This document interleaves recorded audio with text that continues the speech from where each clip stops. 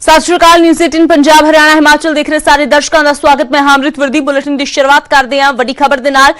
थोड़ी ही देर दे विच दीप सिद्धू की अदालत दे विच पेशी होने जा रही है। जी हां, दिल्ली पुलिस थोड़ी ही देर दे विच दीप सिद्धू नूं 30 हजारी कोर्ट दे विच लैके आवेगी, पेश करेगी ते उत्थे अदालत दे कोलों दीप सिद्धू दा रिमांड मंगिया जाएगा। दस दईए कि अज 7 दिन का रिमांड दीप सिद्धू का खत्म हो रहा है ते हुण अगे दा रिमांड मंगण दे लई दिल्ली पुलिस अज अदालत दे विच पेश करेगी ते उत्थे होर रिमांड दीप सिद्धू दा मंगिया जाएगा। लाल किला हिंसा दा मुख मुलजम है दीप सिद्धू, जिसनूं एक हफ्ता पहला करनाल तो दिल्ली पुलिस दे स्पेशल सैल ने गिरफ्तार किया सी। शिकंजे दे विच है दीप सिद्धू। फिलहाल 7 दिन का रिमांड खत्म हो रहा है, पर पुलिस नूं अजे होर भी बहुत पुछगिछ करनी है दीप सिद्धू तो कोलों।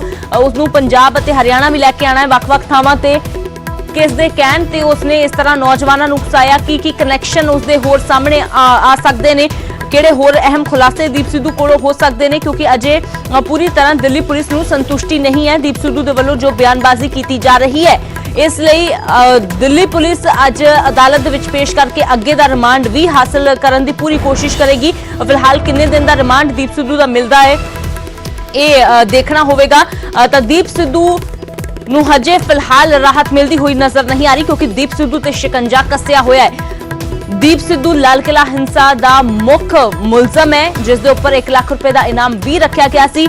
26 जनवरी नूं लाल किले ते मौजूद सी दीप सिद्धू, जदों सब तो पहला काफिला पहुंचा सी लाल किले ते तां उसकी अगवाई दीप सिद्धू वालों की जा रही सी। फिलहाल दीप सिद्धू नूं 26 जनवरी तो बाद तो ही लगातार तलाश किया जा रहा सी, पर एक हफ्ता पहला करनाल तो उसनूं गिरफ्तार किया गया। 13 दिनों तक दीप सिद्धू पुलिस नूं चकमा दिंदा रहा, पर आखिरकार पुलिस दे हथे चढ़ ही गया। 9 फरवरी नूं पुलिस ने काबू कर लिया सी दीप सिद्धू नूं। हरियाणा दे करनाल तो दीप सिद्धू की गिरफ्तारी हुई सी। करनाल तो दिल्ली पुलिस दिल्ली लैके आउंदी है दीप सिद्धू नूं। कोर्ट ने 7 दिन का रिमांड दिता, पुलिस रिमांड ते भेज दिता ते इस दौरान पुछगिछ की गई। पुछगिछ दौरान कई खुलासे भी किए ने। दीप सिद्धू नूं लाल किले ते भी लैके आई सी पुलिस, पूरी घटना की निशानदेही भी करवाई सी। तो फिलहाल अज रिमांड खत्म होने जा रहा है ते अगे अदालत पेश करेगी। उस तो बाद अदालत के वलों किन्ने दिन का रिमांड दिता जाता है ये देखना काफी अहम है। फिलहाल शंकर आनंद साडे सहयोगी ज्यादा जानकारी लिए जुड़े ने फोन लाइन पे। तो शंकर, फिलहाल कब तक कोर्ट में पेश किया जा रहा है दीप सिद्धू को, और क्या कुछ अपडेट? देखिए, आज जो है तकरीबन 10:30 बजे के बाद ही उसे 30 हजारी कोर्ट में पेश किया जाएगा। और कोर्ट में पेश किए जाने के बाद आगे की रिमांड मांगी जाएगी। इस मामले में जिस तरह से पिछले 7 दिनों के अंदर में जो पूछताछ हुई है, पूछताछ में ये जानकारी मिली है कि दीप सिद्धू लगातार झूठ बोल रहा था। वो इस मामले पर कई जो से महत्वपूर्ण जानकारी जो मांगी गई उस मामले में सही तरीके से वो दे रहा था। तो इस मामले को भी आधार बनाते हुए आगे दिल्ली पुलिस जो है उससे उसका रिमांड जो मांगेगी। और इसके साथ ही जिस तरह से लाल किला के अंदर में उसको लेके गई थी, किस रूट से पहुंचा था, कहाँ किस तरीके से पहुंचा था, तो इन तमाम मामलों पर अभी तक की जो तफ्तीश हुई है उसके आधार पर रिमांड मांगेगी। और इसके साथ ही लेकिन यहाँ पर सबसे महत्वपूर्ण है कि अभी तक दीप सिद्धू का मोबाइल फोन बरामद नहीं हो पाया है। तो इस बात को लेकर कहा जा सकता है कोर्ट में कि उस फोन को बरामद करने के लिए, उस फोन को जब प्राप्त करने के लिए इसको कई अलग अलग स्थानों पर लेके जाना है, जैसे पंजाब, हरियाणा, उन सब जगहों पर लेके जाना है। लिहाजा इस बात को ध्यान में रखते हुए करते हुए आज बकायदा रिमांड मांगी जा सकती है। इस मामले में कहा जा सकता है कि अभी तक जितने सबूत को इकट्ठा किया गया है, जितने भी तमाम उसके खिलाफ जो चीजें, फोटोग्राफ, वीडियो, सब चीजों को बरामद किया गया है, उसी के आधार पर दीप सिद्धू की आगे की रिमांड मांगी जाएगी। तो देखना लाजमी है कि कितने दिनों का रिमांड मिलता है और किस तरह से आगे की इस मामले पर कार्रवाई होती है। बिल्कुल शंकर, क्योंकि अभी बहुत सारी बातें हैं जिनका खुलासा होना बाकी है, क्योंकि जिस तरीके से ये सामने आया था कि दीप सिद्धू की ओर से जो वीडियोस अपलोड किए जा रहे थे, इसका विदेशी कनेक्शन भी सामने आया है। तो उस महिला के बारे में फिलहाल कुछ ज्यादा पता चल पाया है? उससे भी पूछताछ की जा रही है। देखिए, दीप सिद्धू से जो पूछताछ हुई है उसमें जो जिस तरह से महिला कनेक्शन उसका सामने आया है, तो वो विदेश में बैठ करके इस मामले पर वीडियो अपलोड कर रही थी। जो दीप सिद्धू की साथ में महिला मित्र है, तो वो यहाँ से वीडियो उस महिला मित्र को, उसके बाद वो वीडियो वहाँ से विदेश से अपलोड किया जाता था। तो इस मामले पर जो भी अभी तक रिपोर्ट है उससे संबंधित कई महत्वपूर्ण जानकारियां जो है वो जुटा करके दिल्ली पुलिस जो है आगे इस मामले की कार्रवाई कर रही है। तो एक तरह से कहा जा सकता है कि इस मामले पर जो तमाम जो जानकारियां अभी तक इकट्ठा की गई है, उसी के आधार पर आज जब कोर्ट में पेश किया जाएगा तो उन तमाम सबूतों को, जानकारियों को कोर्ट के सामने रखा जाएगा और उसके बाद आगे की रिमांड मांगी जाएगी। देखिए, इस मामले में जो और भी एक दूसरा आरोपी है इकबाल, उसके बारे में भी बाकायदा आज कोर्ट को बताया जाएगा। लेकिन आज जो पेश किए जाने का जो मतलब है, आज बाकायदा जिस तरह से कुछ जो महत्वपूर्ण जो दस्तावेज जो बरामद हुए हैं इसके संबंधित, जो दीप सिद्धू से संबंधित, उस मामले में अभी तक औपचारिक तौर पर क्राइम ब्रांच की टीम कुछ नहीं कह रही है, लेकिन इतना स्पष्ट है कि आगे जिस तरह से बाकायदा इसके पास दीप सिद्धू से संबंधित जो गवाह जो हैं वो तैयार किए गए हैं और दीप सिद्धू का जो स्टेटमेंट है वो काफी है, जिसमें कि काफी चीजों को वो स्वीकार किया है। तो एक तरह से कहा जा सकता है कि इस मामले में दीप सिद्धू से संबंधित कई जो सबूत जो है, महत्वपूर्ण सबूत, वो इकट्ठा किया जा चुका है।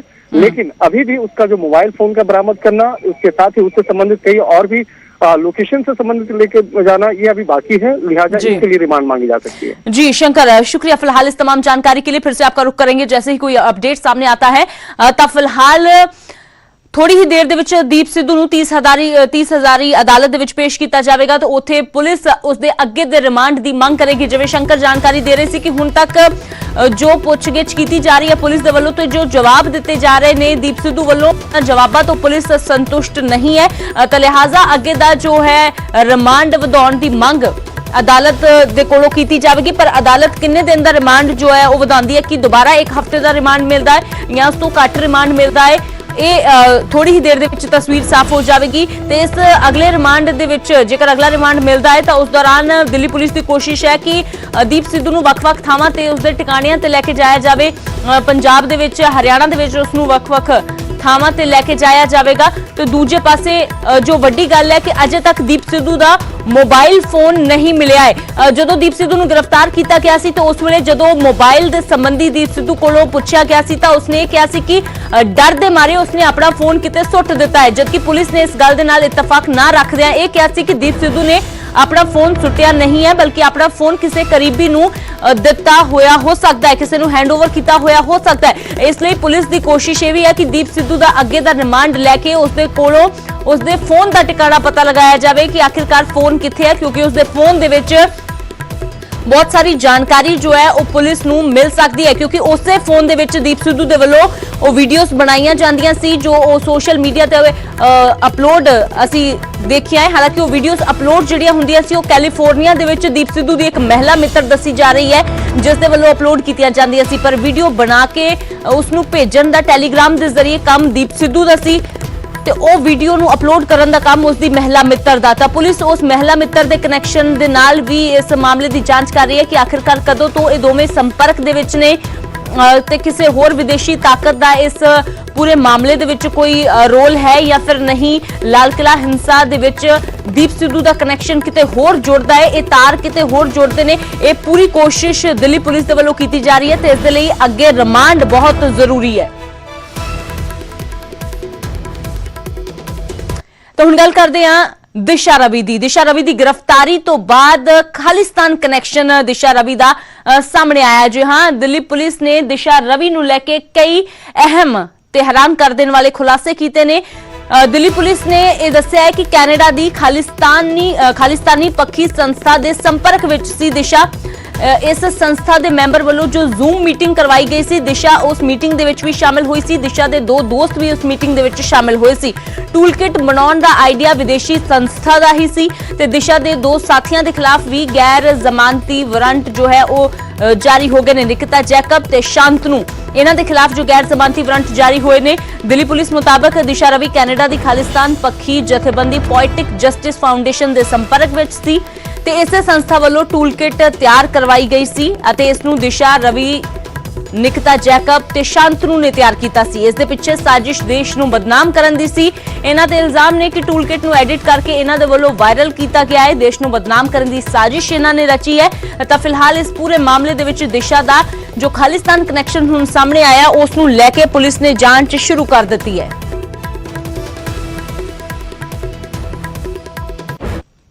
दिशा को 13 फरवरी को बेंगलुरु से उनकी माता और लोकल थाने के एसएचओ की मौजूदगी में गिरफ्तार किया गया। घर वालों और उनके वकील अभिषेक शेखरी को यह बताया गया कि अभियुक्त को दिल्ली ले जाया जा रहा है। वह दिल्ली लाकर प्रोसीजर के मुताबिक उनका मेडिकल कराया गया और कोर्ट में पेश किया गया। कोर्ट में अभियुक्त पक्ष को रखने के लिए वकील मौजूद थे और यह बात कोर्ट के ऑर्डर में भी अंकित है। निकिता जैकब और संतानों के लिए क्योंकि वे नहीं मिल पा रहे हैं और NPW जो है वो इशू कराए गए हैं और बाकी इन्वेस्टिगेशन अभी प्रोग्रेस में है। Toolkit is already studied with the document released by the Poetic Justice Foundation and it is Khalistani। ਤਾਂ ਟੂਲਕਿਟ ਮਾਮਲੇ ਦੇ ਵਿੱਚ ਦਿਸ਼ਾ ਰਵੀ ਨੂੰ ਗ੍ਰਿਫਤਾਰ ਕੀਤਾ ਗਿਆ ਤੇ ਹੁਣ ਉਸ ਦਾ ਖਾਲਿਸਤਾਨ ਕਨੈਕਸ਼ਨ ਜੋ ਸਾਹਮਣੇ ਆ ਰਿਹਾ ਉਸ ਨੂੰ ਲੈ ਕੇ ਪੁਲਿਸ ਜਾਂਚ ਕਰ ਰਹੀ ਹੈ। ਖਾਲਿਸਤਾਨ ਪੱਖੀ ਸੰਸਥਾ ਦੇ ਸੰਪਰਕ ਵਿੱਚ ਸੀ ਦਿਸ਼ਾ ਰਵੀ। ਕੈਨੇਡਾ ਦੀ ਪੋਇਟਿਕ ਜਸਟਿਸ ਫਾਊਂਡੇਸ਼ਨ ਦੇ ਨਾਲ ਲਿੰਕ ਸੀ। ਫਾਊਂਡੇਸ਼ਨ ਦੇ ਮੈਂਬਰ ਐਮਓ ਧਾਲੀਵਾਲ ਦੇ ਨਾਲ ਸਿੱਧੇ ਤੌਰ ਤੇ ਰਾਬਤਾ ਸੀ ਦਿਸ਼ਾ ਰਵੀ ਦਾ। ਧਾਲੀਵਾਲ ਨੂੰ 11 ਜਨਵਰੀ ਨੂੰ ਜ਼ੂਮ ਕਾਲ ਕੀਤੀ ਗਈ ਸੀ ਤੇ ਜ਼ੂਮ ਕਾਲ ਦੇ ਵਿੱਚ ਦਿਸ਼ਾ ਸਣੇ 50 ਤੋਂ ਵੱਧ ਲੋਕ ਸ਼ਾਮਿਲ ਸੀ। ਦਿਸ਼ਾ ਨੇ ਇੱਕ WhatsApp ਗਰੁੱਪ ਵੀ ਬਣਾਇਆ ਸੀ ਤੇ ਗਰੁੱਪ ਦੇ ਵਿੱਚ ਸੰਸਥਾ ਨਾਲ ਜੁੜੇ ਕਈ ਲੋਕ ਸ਼ਾਮਿਲ ਸੀ। ਹਾਲਾਂਕਿ ਬਾਅਦ ਵਿੱਚ WhatsApp ਗਰੁੱਪ ਡਿਲੀਟ ਕਰ ਦਿੱਤਾ ਗਿਆ ਸੀ। ਦਿਸ਼ਾ ਨੇ ਹੀ ਆਪਣੇ ਸਾਥੀਆਂ ਦੇ ਨਾਲ ਮਿਲ ਕੇ ਟੂਲਕਿਟ ਤਿਆਰ ਕੀਤੀ ਸੀ। ਤਾਂ ਇਹ ਪੂਰਾ ਮਾਮਲਾ ਟੂਲਕਿਟ ਦੇ ਨਾਲ ਜੁੜਿਆ ਹੋਇਆ। ਟੂਲਕਿਟ ਨੂੰ ਐਡਿਟ ਕਰਕੇ ਵਾਇਰਲ ਕਰਨ ਦੇ ਇਲਜ਼ਾਮ ਦਿਸ਼ਾ ਰਵੀ ਤੇ ਲੱਗੇ ਨੇ ਤੇ ਦਿਸ਼ਾ ਰਵੀ ਦਾ ਹੁਣ ਖਾਲਿਸਤਾਨ ਕਨੈਕਸ਼ਨ ਸਾਹਮਣੇ ਆਇਆ ਹੈ। ਇਹ ਕਿਹਾ ਜਾ ਰਿਹਾ ਹੈ ਕਿ ਦਿਸ਼ਾ ਨੇ ਆਪਣੇ ਸਾਥੀਆਂ ਦੇ ਨਾਲ ਮਿਲ ਕੇ ਟੂਲਕਿਟ ਤਿਆਰ ਕੀਤੀ ਸੀ। ਟੂਲਕਿਟ ਐਡਿਟ ਕਰਕੇ जो वायरल करने के इल्जाम लगे ने। हालांकि टूलकिट ਨੂੰ एडिट करने की गल दिशा ने कबूली भी है। दिशा ने ही टैलीग्राम जरिए ग्रेटा थनबर्ग ਨੂੰ ਇਹ टूलकिट भेजी सी। ਤਾਂ ਉਸ ਤੋਂ ਬਾਅਦ ਹੁਣ ਪੂਰੇ ਮਾਮਲੇ ਦੇ ਵਿੱਚ ਜੋ ਪੁਲਿਸ ਦਾ ਐਕਸ਼ਨ ਹੁੰਦਾ ਨਜ਼ਰ ਆ ਰਿਹਾ। ਦਿਸ਼ਾ ਦੇ ਸਾਥੀਆਂ ਤੇ ਵੀ ਹੁਣ ਸ਼ਿਕੰਜਾ ਕੱਸਿਆ ਜਾ ਰਿਹਾ ਹੈ। ਦਿਸ਼ਾ ਰਵੀ ਕੌਣ ਹੈ ਉਹ ਵੀ ਤੁਹਾਨੂੰ ਦੱਸ ਦਿੰਨੇ ਆ। 21 ਸਾਲ ਦੀ ਦਿਸ਼ਾ ਬੈਂਗਲੁਰੂ ਦੀ ਰਹਿਣ ਵਾਲੀ ਹੈ। फ्राइडे फॉर फ्यूचर मुहिम की संस्थापक है दिशा रवि। वातावरण नाल जुड़े मुद्दे चुकती है, एनवायरमेंटलिस्ट है, एक स्टार्टअप के लिए काम करती है। दिशा ने BBA की हुई है। बेंगलुरु स्थित माउंट कार्मेल तो ही पढ़ाई दिशा ने अपनी पूरी की है। दिशा के पिता कोच और मां हाउसवाइफ है। पर हुण टूलकिट मामले दे विच दिशा के खिलाफ जिस तरह की कार्रवाई हो रही है उस तो बाद पूरे देश दे विच इस वेले दिशा रवि दा नाम जो है वो चर्चा का विषय बना होया है क्योंकि दिशा नूं लैके वख-वख तरह दीयां कैंपेन भी चलाईयां जा रही ने सोशल मीडिया ते। दूजे पासे वख-वख देशां दे विचों भी दिशा दे लई कैंपेन चलाई जा रही है क्योंकि ग्रेटा थनबर्ग दे नाल सीधे तौर ते जुड़ी हुई है दिशा रवि। ਤਾਂ ਦਿਸ਼ਾ ਵਾਤਾਵਰਣ ਦੇ ਨਾਲ ਜੁੜੇ ਮੁੱਦੇ ਚੁੱਕਦੀ ਸੀ ਪਰ ਫਿਲਹਾਲ ਖਾਲਿਸਤਾਨ ਕਨੈਕਸ਼ਨ ਦਿਸ਼ਾ ਦਾ ਹੁਣ ਸਾਹਮਣੇ ਆ ਰਿਹਾ ਹੈ। ਟੂਲਕਿਟ ਮਾਮਲੇ ਤੋਂ ਬਾਅਦ ਹੀ ਇਹ ਸਾਰਾ ਜੋ ਵਿਵਾਦ ਸੀ ਉਹ ਸ਼ੁਰੂ ਹੋਇਆ ਤੇ ਇਸੇ ਦੇ ਚੱਲਦਿਆਂ ਪਹਿਲਾਂ ਦਿਸ਼ਾ ਰਵੀ ਨੂੰ ਫਿਰ ਉਸ ਤੋਂ ਨਿਕਿਤਾ ਜੈਕਬ ਉਸ ਦੀ ਜੋ ਦੋਸਤ ਹੈ ਤੇ ਸ਼ਾਂਤਨੂ ਉਹਨਾਂ ਦੋਵਾਂ ਦੇ ਖਿਲਾਫ ਵੀ ਗੈਰ ਜ਼ਮਾਨਤੀ ਵਾਰੰਟ ਹੁਣ ਜਾਰੀ ਹੋ ਗਏ ਨੇ।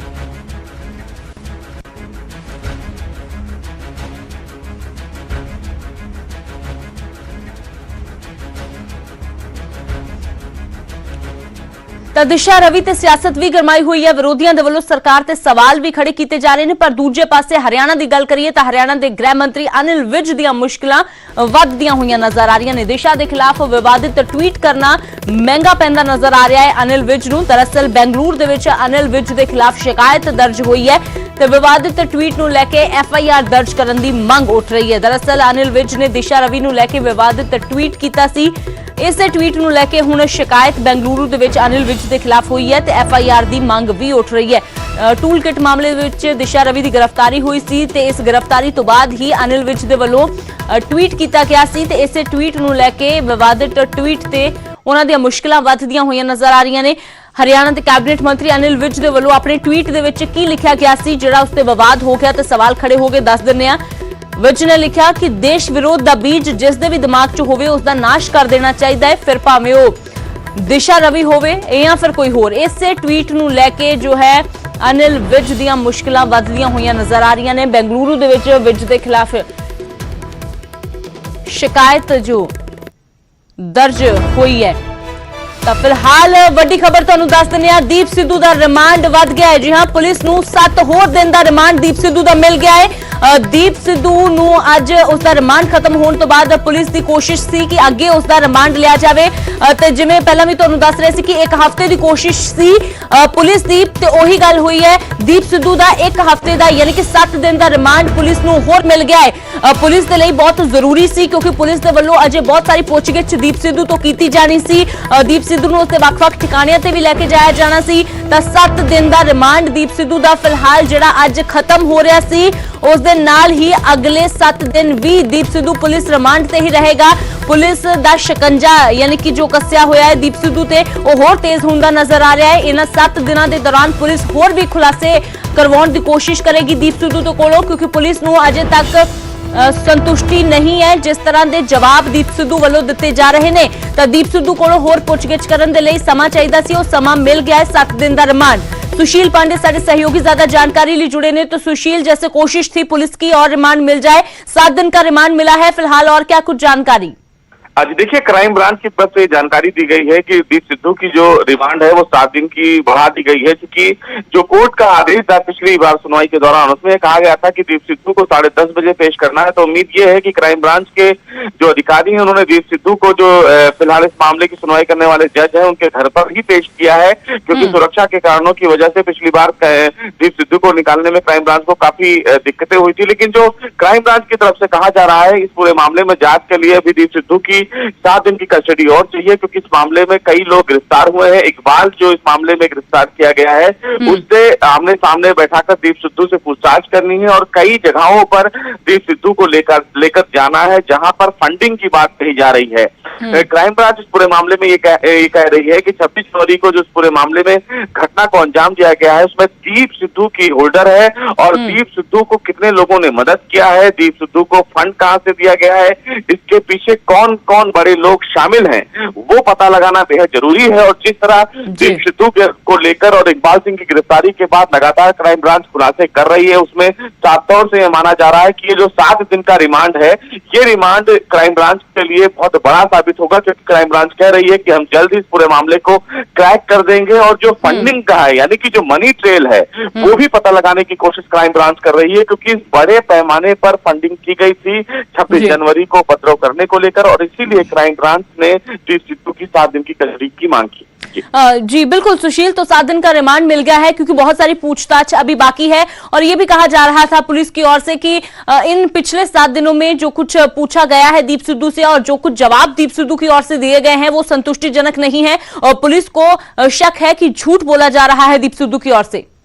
जी बिल्कुल, साफ तौर से ये पिछली बार भी कोर्ट में ये कहा गया था और इस बार भी यही माना जा रहा है, क्योंकि दीप सिद्धू किसी भी सवाल का सीधे सीधे जवाब नहीं दे रहे हैं। इसीलिए क्राइम ब्रांच की तरफ से भी एक कोर्ट में कहा गया है कि अभी हमें कई ऐसे कनेक्शन हैं जो निकालने की कोशिश हम कर रहे हैं, और कई इस मामले में जो एविडेंसेस हैं जिनको गिरफ्तार किया गया है, उनसे भी अलग अलग पूछताछ की जा रही है कि आखिर 26 जनवरी को जो माहौल खराब करने की साजिश रची गई थी, उसके पीछे कौन लोग हैं, क्या देश के बाहर से भी लोगों ने इस पूरे मामले में दीप सिद्धू और इन तमाम ग्रुप्स के लोगों को मदद की है, फंडिंग कहां से हुआ है, ये तमाम चीजें पता करनी है। बिल्कुल सुशील, तो फिलहाल दीप सिद्धू की ओर से जिस तरह इस पूरी घटना को अंजाम दिया गया, किसान संगठनों ने भी कह दिया था कि हमारा कोई लेना देना नहीं है, दीप सिद्धू की ओर से ही जो नौजवानों को उकसाया गया है।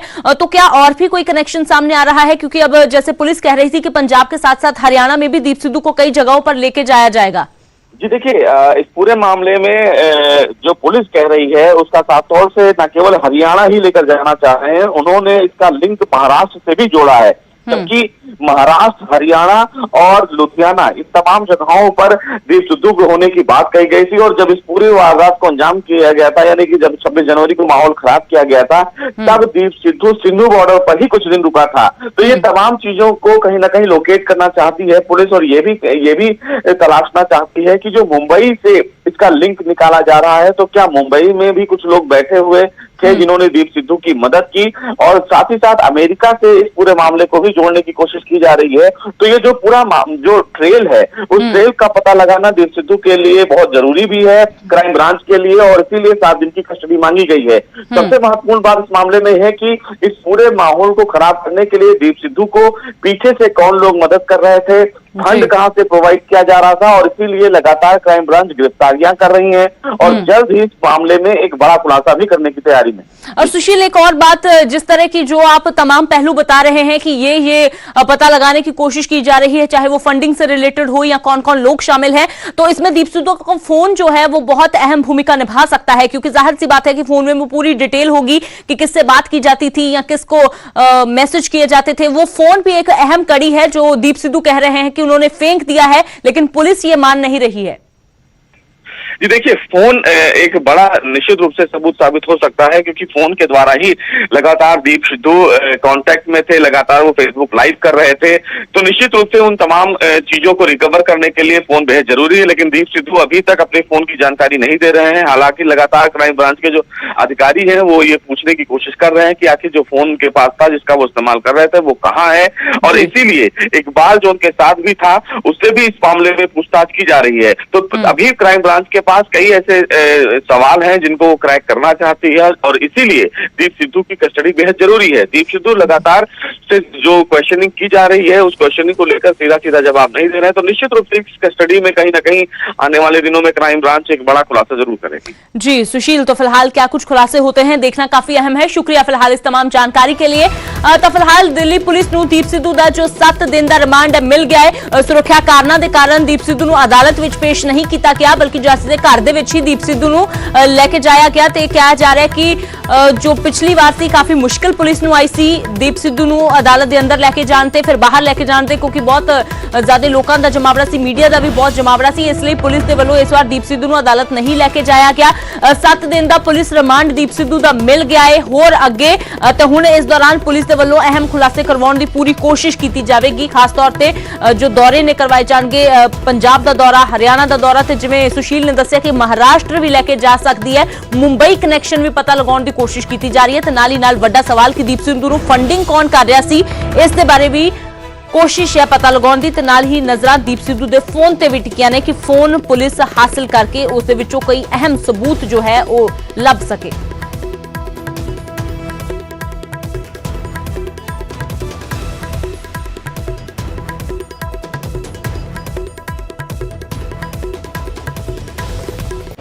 ਤਾਂ ਫਿਲਹਾਲ 9 ਫਰਵਰੀ ਨੂੰ ਪੁਲਿਸ ਨੇ ਕਰਨਾਲ ਤੋਂ ਕਾਬੂ ਕੀਤਾ ਸੀ दीप सिद्धू ਨੂੰ, ਜਦੋਂ ਉਸ ਦਾ 7 ਦਿਨ ਦਾ ਰਿਮਾਂਡ ਲਿਆ। ਉਹ ਰਿਮਾਂਡ ਅੱਜ ਖਤਮ ਹੋਣ ਜਾ ਰਿਹਾ ਸੀ, ਪਰ ਉਸ ਤੋਂ ਬਾਅਦ ਅੱਗੇ 7 ਦਿਨ ਦਾ ਹੋਰ ਰਿਮਾਂਡ ਜੋ ਹੈ ਉਹ दीप सिद्धू ਦਾ ਪੁਲਿਸ ਨੂੰ ਮਿਲ ਗਿਆ ਹੈ।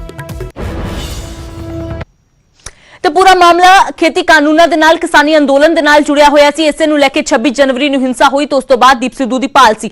ਦੂਜੇ ਪਾਸੇ ਕਿਸਾਨਾਂ ਦਾ ਅੰਦੋਲਨ ਲਗਾਤਾਰ ਬਾਦਸਤੂਰ ਜਾਰੀ ਹੈ। ਖੇਤੀ ਕਾਨੂੰਨਾਂ ਦੇ ਖਿਲਾਫ ਕਿਸਾਨਾਂ ਦੇ ਵੱਲੋਂ ਹੁੰਕਾਰ ਭਰੀ ਜਾ ਰਹੀ ਹੈ। ਅੱਜ ਸਰ ਛੋਟੂ ਰਾਮ ਦੀ ਜਯੰਤੀ ਮਨਾ ਰਹੇ ਨੇ ਕਿਸਾਨ। ਦੇਸ਼ ਭਰ ਦੇ ਵਿੱਚ ਸਮਾਗਮ ਕਿਸਾਨਾਂ ਦੇ ਵੱਲੋਂ ਕਰਵਾਏ ਜਾ ਰਹੇ ਨੇ।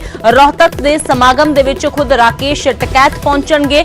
ਇਸ ਦੇ ਨਾਲ ਹੀ ਬਲਬੀਰ ਸਿੰਘ ਰਾਜੇਵਾਲ ਅਤੇ ਗੁਰਨਾਮ ਚਡੂਣੀ ਵੀ ਮੌਜੂਦ ਰਹਿਣਗੇ। 18 ਫਰਵਰੀ ਨੂੰ ਦੇਸ਼ ਭਰ ਦੇ ਵਿੱਚ ਰੇਲਾਂ ਰੋਕਣ ਦੀ ਵੀ ਕਿਸਾਨਾਂ ਦੀ ਤਿਆਰੀ ਹੈ। ਕਿਸਾਨਾਂ ਦੇ ਵੱਲੋਂ ਜਦੋਂ ਆਪਣਾ ਐਕਸ਼ਨ ਪਲਾਨ ਉਲੀਕਿਆ ਗਿਆ ਸੀ ਤਾਂ ਉਸ ਦੇ ਵਿੱਚ ਦੱਸਿਆ ਸੀ ਕਿ 18 ਫਰਵਰੀ ਨੂੰ 4 ਘੰਟਿਆਂ ਲਈ ਦੇਸ਼ ਭਰ ਦੇ ਵਿੱਚ ਰੇਲਾਂ ਰੋਕੀਆਂ ਜਾਣਗੀਆਂ। ਤਾਂ 83 ਦਿਨਾਂ ਤੋਂ ਕਿਸਾਨਾਂ ਦਾ ਅੰਦੋਲਨ ਜਾਰੀ ਹੈ। ਅੱਜ ਸਰ ਛੋਟੂ ਰਾਮ ਦੀ ਜਯੰਤੀ ਮਨਾਈ ਜਾ ਰਹੀ ਹੈ। रोहतक तो धीरेन्द्र चौधरी साडे सहयोगी ज्यादा जानकारी लिए जुड़े ने। तो धीरेन्द्र, जगह जगह समागम करवाए जा रहे हैं, कहीं महापंचायतें हो रही हैं, कहीं रैलियां हो रही हैं, लेकिन आज रोहतक में एक बड़ा प्रोग्राम करवाया जा रहा है। फिलहाल कब शुरू होने जा रहा है, क्या कुछ जानकारी?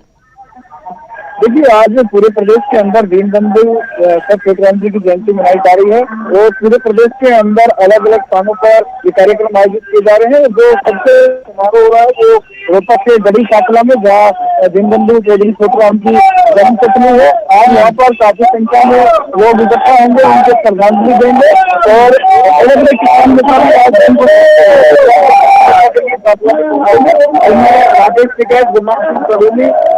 राज्यपाल के नाम है। और इसके अलावा हरियाणा और पंजाब के कई जो लोकगायक हैं वो भी इसमें शिरकत करेंगे। तो कुल मिला के तकरीबन 150 के आसपास किसान नेता यहाँ पर पहुंचेंगे और सुबह से ही दीनबंधु चौधरी छोटू राम को श्रद्धांजलि अर्पित करने का कार्य शुरू हो चुका है। बिल्कुल धीरेन्द्र, तो किसानों की ओर से अपना एक्शन प्लान का जब ऐलान किया गया था उसमें बताया गया था कि किस तरीके से 16 फरवरी को वो सर छोटू राम की जयंती मनाएंगे। उसके बाद 18 फरवरी को किसानों की ओर से रेलें रोकने का ऐलान भी किया गया था। देखिए, आज यहाँ पे आयोजकों की तरफ से साफ किया गया है कि यहाँ पर दीनबंधु चौधरी छोटूराम पर किसी तरह की कोई राजनीति ना हो, कोई विवादास्पद बात ना हो।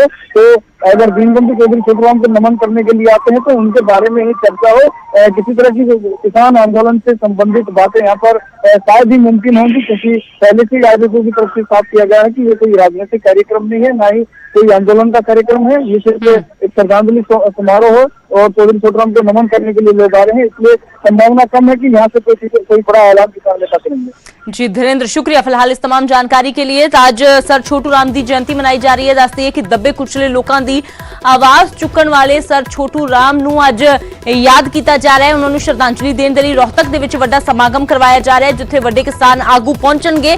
तो फिलहाल इस समागम दे विच जो एजेंडा तां रखिया गया है कि किसी तरह की राजनीतिक गल या फिर कोई अगे दा एक्शन प्लान दे बारे गल तां किसान नहीं करनगे, पर फिलहाल किसानी अंदोलन नूं लैके या फिर कोई होर सरकार नूं लैके वड्डी गल कही जांदी है किसानां वल्लों। इस ते लगातार नजर जो है वो बनी हुई है। तां खेती कानूनां दे खिलाफ किसानां दा अंदोलन भी लगातार जारी है। ਤੇ ਹੁਣ ਗੱਲ ਕਰਦੇ ਹਾਂ ਪੰਜਾਬ ਦੇ ਵਿੱਚ 14 ਫਰਵਰੀ ਨੂੰ ਹੋਈਆਂ ਸਥਾਨਕ ਚੋਣਾਂ ਦੀ। ਸਥਾਨਕ ਚੋਣਾਂ ਦੇ ਲਈ VOTING ਹੋਈ, ਪਰ ਕਈ ਥਾਵਾਂ ਤੋਂ ਗੜਬੜੀ ਦੀਆਂ ਖਬਰਾਂ ਸਾਹਮਣੇ ਆਈਆਂ ਤੇ ਇਸੇ ਲਈ ਗੜਬੜੀ ਦੀਆਂ ਖਬਰਾਂ ਤੋਂ ਬਾਅਦ ਅੱਜ ਰੀਪੋਲਿੰਗ ਹੋ ਰਹੀ ਹੈ। 3 ਬੂਥਾਂ ਤੇ ਰੀਪੋਲਿੰਗ ਹੋ ਰਹੀ ਹੈ। ਪਾਤੜਾਂ ਤੇ ਸਮਾਣਾ ਦੇ 3 ਬੂਥਾਂ ਤੇ ਅੱਜ ਦੁਬਾਰਾ ਵੋਟਾਂ ਪੈ ਰਹੀਆਂ ਨੇ। ਪਾਤੜਾਂ ਦੇ ਵਾਰਡ ਨੰਬਰ 8 ਤੇ ਬੂਥ ਨੰਬਰ 11 ਦੇ ਵਿੱਚ ਮੁੜ VOTING ਹੋ ਰਹੀ ਹੈ, ਜਦਕਿ ਸਮਾਣਾ ਦੇ ਵਾਰਡ ਨੰਬਰ 11 ਦੇ ਬੂਥ ਨੰਬਰ 22 ਅਤੇ 23 ਦੇ ਵਿੱਚ ਰੀਪੋਲਿੰਗ ਹੋ ਰਹੀ ਹੈ। ਦਰਅਸਲ ਲਗਾਤਾਰ ਜੋ ਸ਼ਿਕਾਇਤਾਂ ਮਿਲ ਰਹੀਆਂ ਸੀ, उन्होंने शिकायतों तो बाद सूबा चोण कमिशन ने यह फैसला लिया रहे। शिकायतां मिल रही सी EVM नूं नुकसान पहुंचाउण दियां। इसे ते रिटर्निंग अफसर ने चोण कमिशन नूं शिकायतां लिख के भेजियां सी ते इसे दे चलदियां जो फैसला लिया गया समाणा ते पातड़ां दे विच रीपोलिंग दा। ते अज रीपोलिंग करवाई जा रही है। 8 बजे तो ये जो वोटिंग की प्रक्रिया शुरू हुई है। लोग उस उत्साह के नाल अपने वोट के हक का इस्तेमाल करने के लिए सवेरे पहुंच रहे सी।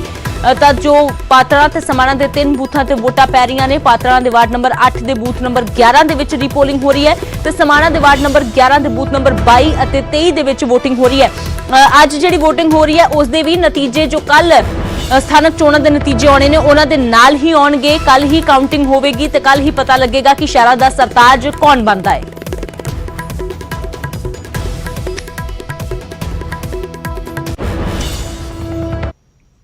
तो फिलहाल अज जो वोटिंग हो रही है 8 बजे तो प्रक्रिया शुरू हुई सी। फिलहाल किस तरह का माहौल है सीधा रुख करते हैं। पटियाला तो मनोज साडे सहयोगी जुड़े ने ते समाणा तो पुरुषोत्तम कौशिक। सब तो पहला मनोज का रुख करते हैं। मनोज, हालांकि 14 फरवरी नूं जिस तरीके नाल वोटिंग हुई उस तो बाद कई थावां ते हिंसा हुई, कई थावां ते EVM नूं लैके शिकायतां दर्ज होईयां। तो फिलहाल अज रीपोलिंग हो रही है समाणा दे विच भी पातड़ां दे विच भी। किस तरह का उत्साह है लोकां दे विच, कित्थे मौजूद हो तुसीं?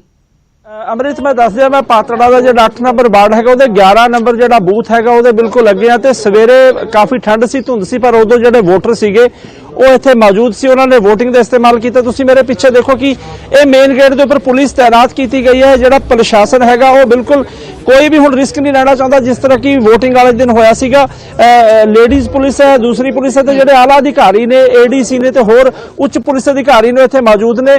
अज क्योंकि 4 बजे तक पोलिंग होनी, इसके पूरा जो पुलिस प्रशासन है इस बूथ के उपर लग्या होया है। पूरा जो इलाका है उन्होंने सील कर दिता गया। सिर्फ जो वोटर ने उन्होंने इत्थे आउण की इजाजत दी गई है। यानी कि आप ये गल कह सकते हैं कि जेड़ा वोटिंग वाले दिन होया सी, वोटिंग वाले दिन इत्थे बूथ कैप्चरिंग हुई सी ते हुण जेड़ा प्रशासन हैगा वो किसी भी तरह की अपने वालों अणगहली नहीं वरतनी चाहता। हुण जेड़ी वोटिंग है उहदे विच जेड़े लोग ने बहुत घट आ रहे हैं, इक्का दुक्का लोग आ रहे हैं। पिछला जेड़ा भुगतान हैगा वोटां दा हो चुके ते शाम तक होगा। ते दूजा मैं दस दिया कि अद्धी वोट का भुगतान इत्थे होना है। हुण तक जिहड़ी जानकारी है 700 के करीब जिहड़ी वोटिंग है वो इस बूथ के उपर आउणी है। ते बड़ा मायने रखदा कि अज दी जिहड़ी वोटिंग है उहदा नतीजा दे उपर किन्ना क असर पैना है। ते इसे करके तुसीं देखो कि जिहड़ी प्रशासन है, पुलिस है, उत्थे तैनात है। पुलिस के जिहड़े आला अधिकारी ने अंदर बैठे ने ते किसी भी तरह का कोई अणगहली ना होवे, उन्हां दे वल्लों इस तरह की ड्यूटी निभाई जा रही है। ते कुल मिला के ही देखा जाना कि जिहड़ा 16 तरीक नूं आपां कह सकते हैं कि जिहड़े बूथ कैप्चरिंग हुई सी उन्हां दे उपर पुलिस ने ਮਾਮਲੇ ਦਰਜ ਕੀਤੇ ਨੇ ਤੇ ਜਿਹੜੀਆਂ ਵੀਡੀਓਜ਼ ਵਾਇਰਲ ਹੋਈਆਂ ਨੇ ਉਹਨਾਂ ਦੇ ਵਿੱਚੋਂ ਲੋਕਾਂ ਨੂੰ ਪਛਾਣਿਆ ਜਾ ਰਿਹਾ ਹੈ ਕਿ ਕਿਹੜੇ-ਕਿਹੜੇ ਉਹ ਜਿਹੜੇ ਵਿਅਕਤੀ ਨੇਗੇ ਜਿਨ੍ਹਾਂ ਨੇ ਬੂਥ ਕੈਪਚਰਿੰਗ ਕੀਤੀ ਜਾਂ ਚੋਣਾਂ ਦੇ ਵਿੱਚ ਵਿਘਨ ਪਾਉਣ ਦੀ ਕੋਸ਼ਿਸ਼ ਕੀਤੀ। ਉਸ ਨੂੰ ਲੈ ਕੇ ਪੁਲਿਸ ਨੇ ਪਹਿਲਾਂ ਆਪਾਂ ਕਹਿ ਸਕਦੇ ਅਗਿਆਤ ਲੋਕਾਂ ਦੇ ਖਿਲਾਫ ਮਾਮਲਾ ਦਰਜ ਕੀਤਾ ਸੀ, ਪਰ ਹੁਣ ਜਿਵੇਂ-ਜਿਵੇਂ ਉਹਨਾਂ ਦੀ ਪਛਾਣ ਹੋ ਰਹੀ ਹੈ ਅੰਮ੍ਰਿਤ ਉਹਦੇ ਵਿੱਚ ਉਹਨਾਂ ਲੋਕਾਂ ਦੇ ਖਿਲਾਫ ਬਾਈ ਨੇਮ ਪਰਚੇ ਦਰਜ ਕੀਤੇ ਜਾ ਰਹੇ ਨੇ ਜਿਨ੍ਹਾਂ ਇੱਥੇ ਚੋਣ ਜਿਹੜਾ ਪ੍ਰੋਸੈਸ ਚੱਲ ਰਿਹਾ ਸੀ ਉਹਦੇ ਵਿੱਚ ਵਿਘਨ ਪਾਉਣ ਦੀ ਕੋਸ਼ਿਸ਼ ਕੀਤੀ। ਫਿਲਹਾਲ ਜਿਹੜਾ ਪ੍ਰੋਸੈਸ ਹੈਗਾ ਉਹ ਸ਼ਾਂਤਮਈ ਤਰੀਕੇ ਦੇ ਨਾਲ ਚੱਲ ਰਿਹਾ ਹੈਗਾ ਤੇ ਪ੍ਰਸ਼ਾਸਨ ਦੇ ਜਿਹੜੇ ਆਲਾ ਅਧਿਕਾਰੀ ਨੇ ਅੰਦਰ ਆਪਣੀ ਡਿਊਟੀ ਦੇ ਰਹੇ ਨੇ ਜੀ। ਬਿਲਕੁਲ ਮਨੋਜ, ਤਾਂ ਜਦੋਂ ਦੁਬਾਰਾ ਰੀਪੋਲਿੰਗ ਹੁੰਦੀ ਹੈ, ਦੁਬਾਰਾ ਵੋਟਿੰਗ ਹੁੰਦੀ ਹੈ ਤਾਂ ਪ੍ਰਸ਼ਾਸਨ ਦੀ ਜ਼ਿੰਮੇਵਾਰੀ ਵੀ ਦੁਬਾਰਾ ਜ਼ਿਆਦਾ ਵੱਧ ਜਾਂਦੀ ਹੈ ਕਿ ਜਿਸ ਤਰ੍ਹਾਂ ਦੀ ਘਟਨਾ ਜਾਂ ਜਿਸ ਤਰ੍ਹਾਂ ਦੀਆਂ ਸ਼ਿਕਾਇਤਾਂ ਪਹਿਲੀ ਵਾਰ ਸਾਹਮਣੇ ਆਈਆਂ ਉਸ ਤਰ੍ਹਾਂ ਦੀਆਂ ਸ਼ਿਕਾਇਤਾਂ ਨਾ ਹੋਣ ਤਾਂ ਪੁਲਿਸ ਦੀ ਵੀ ਮੁਸਤੈਦੀ ਜ਼ਿਆਦਾ ਵੱਧ ਜਾਂਦੀ ਹੈ। ਤਸਵੀਰਾਂ ਤੁਸੀਂ ਦਰਸ਼ਕਾਂ ਦੇ ਨਾਲ ਸਾਂਝੀਆਂ ਕਰਦੇ ਰਹੋ। ਮਨੋਜ, ਫਿਲਹਾਲ ਸਮਾਣਾ ਦਾ ਰੁਖ ਕਰਦੇ ਹਾਂ। ਪੁਰਸ਼ੋਤਮ ਕੌਸ਼ਿਕ ਸਾਡੇ ਸਹਿਯੋਗੀ ਜੁੜੇ ਨੇ। ਸਮਾਣਾ ਦੇ ਵਾਰਡ ਨੰਬਰ 11 ਦੇ 2 ਬੂਥਾਂ ਦੇ ਉੱਪਰ ਰੀਪੋਲਿੰਗ ਹੋ ਰਹੀ ਹੈ ਤਾਂ ਪੁਰਸ਼ੋਤਮ, ਕਿਸ ਤਰ੍ਹਾਂ ਦਾ ਮਾਹੌਲ ਹੈ, ਕਿੰਨਾ ਕੁ ਜੋਸ਼ ਲੋਕਾਂ ਦੇ ਵਿੱਚ ਪਾਇਆ ਜਾ ਰਿਹਾ ਹੈ ਕਿਉਂਕਿ ਦੂਜੀ ਵਾਰ ਇੱਕ ਦਿਨ ਬਾਅਦ ਹੀ ਦੂਜੀ ਵਾਰ ਆਪਣੇ ਵੋਟ ਦੇ ਹੱਕ ਦਾ ਇਸਤੇਮਾਲ ਕਰਨ ਦੇ ਲਈ ਲੋਕ ਪਹੁੰਚ ਰਹੇ ਨੇ ਤੇ ਪ੍ਰਬੰਧ ਕਿਸ ਤਰ੍ਹਾਂ ਦੇ?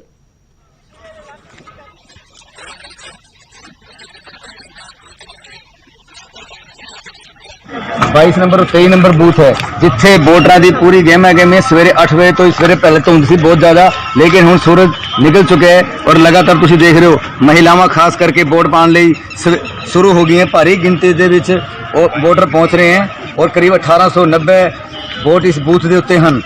लगातार लोगों का आना उत्साह है वोटरां दे विच, भावें दोबारा वोटिंग हो रही है। 14 फरवरी ਨੂੰ ਇੱਥੇ ਗੜਬੜੀ ਹੋਈ ਸੀ, ईवीएम मशीन टुटी गई सी। उस दे बाद चोण कमीशन पंजाब ने मुड़ अज पोलिंग कराने का आदेश दिता, जिस के तहत अज प्रशासन पूरी तरह चौकस है और प्रशासन के अधिकारी खड़े हैं। उन्होंने भी गलबात करते हैं। तहसीलदार समाणा खड़े हैं। संदीप सिंह जी, किस तरह चल रही है पोलिंग? किस तरह के मतलब कुछ दिन गड़बड़ होगी इस तरह की? ਜਿਵੇਂ ਕਿ ਤੁਹਾਨੂੰ ਪਤਾ ਹੈ ਇੱਥੇ ਰੀਪੋਲ ਹੋਈ ਹੈ ਸਾਡੇ ਵਾਰਡ ਨੰਬਰ 11 ਦੇ ਵਿੱਚ 2 ਬੂਥਾਂ ਤੇ 22 ਤੇ 23 ਨੰਬਰ ਬੂਥਾਂ ਤੇ ਅੱਜ ਦਾ ਜਿਹੜਾ ਮਾਹੌਲ ਹੈ ਬਹੁਤ ਹੀ ਪੀਸਫੁਲ ਹੈ ਤੇ ਪਿਛਲੇ 2 ਘੰਟਿਆਂ ਤੋਂ VOTING ਹੋ ਰਹੀ ਹੈ ਤੇ ਤਕਰੀਬਨ 20 ਤੋਂ ਲੈ ਕੇ 22% ਤੱਕ VOTING ਹਜੇ ਤੱਕ ਹੋ ਚੁੱਕੀ ਹੈ। ਜਿਵੇਂ ਤੁਸੀਂ ਦੇਖ ਰਹੇ ਹੋ ਕਿ ਇੱਥੇ ਭਾਰੀ ਪੁਲਿਸ ਬਲ ਤੈਨਾਤ ਹੈ ਤੇ ਕਿਸੇ ਵੀ ਤਰ੍ਹਾਂ ਦੀ ਕੋਈ ਗੜਬੜੀ ਦਾ ਕੋਈ ਚਾਂਸ ਨਹੀਂ ਹੈ। तहसीलदार समाणा जिन्होंने जानकारी दी। पुरुषोत्तम, लोग दूसरी बार भी उसे उत्साह दे नाल वोट के हक का इस्तेमाल करन आ रहे ने। शुक्रिया फिलहाल तस्वीरां दर्शकों नाल सांझियां करन दे लई। ਤਾਂ ਦੂਜੇ ਪਾਸੇ ਪਾਤੜਾਂ ਦੇ ਵਿੱਚ ਵੀ VOTING ਹੋ ਰਹੀ ਹੈ। ਮਨੋਜ ਨੇ ਤਸਵੀਰਾਂ ਦਿਖਾਈਆਂ। ਮਨੋਜ, ਤੁਹਾਡਾ ਵੀ ਸ਼ੁਕਰੀਆ। ਤਾਂ VOTING ਦੀ ਪ੍ਰਕਿਰਿਆ ਜੋ 8 ਵਜੇ ਸ਼ੁਰੂ ਹੋਈ ਸੀ, ਪਾਤੜਾਂ ਦੇ ਵਾਰਡ ਨੰਬਰ 8 ਦੇ ਬੂਥ ਨੰਬਰ 11 ਤੇ ਰੀਪੋਲਿੰਗ ਹੋ ਰਹੀ ਹੈ ਤੇ ਸਮਾਣਾ ਦੇ ਵਾਰਡ ਨੰਬਰ 11 ਦੇ ਬੂਥ ਨੰਬਰ 22 ਤੇ 23 ਤੇ ਦੁਬਾਰਾ ਵੋਟਾਂ ਪੈ ਰਹੀਆਂ ਨੇ। ਪ੍ਰਸ਼ਾਸਨ ਵੀ ਪੂਰੀ ਤਰ੍ਹਾਂ ਮੁਸਤੈਦ ਹੈ। ਕਿਹਾ ਜਾ ਰਿਹਾ ਹੈ ਕਿ ਜੋ ਪਿਛਲੀ ਵਾਰ ਗੜਬੜੀ ਹੋਈ ਸੀ ਉਹ ਇਸ ਵਾਰ ਨਹੀਂ ਹੋਣ ਦਿੱਤੀ ਜਾਵੇਗੀ। ਤਾਂ ਦੂਜੇ ਪਾਸੇ ਜੋ ਲੋਕ ਨੇ ਬੇਸ਼ੱਕ ਦੂਜੀ ਵਾਰ ਉਹਨਾਂ ਨੂੰ ਆਣਾ ਪੈ ਰਿਹਾ ਹੈ ਪਰ ਇਸ ਦਾ ਵੀ ਲੋਕਾਂ ਨੂੰ ਕੋਈ ਮਲਾਲ ਨਹੀਂ ਹੈ। ਲੋਕ ਉਸੇ ਉਤਸ਼ਾਹ ਦੇ ਨਾਲ, ਉਸੇ ਜੋਸ਼ ਦੇ ਨਾਲ ਆਪਣੇ ਵੋਟ ਦੇ ਹੱਕ ਦਾ ਇਸਤੇਮਾਲ ਕਰਨ ਦੇ ਲਈ ਪਹੁੰਚ ਰਹੇ ਨੇ।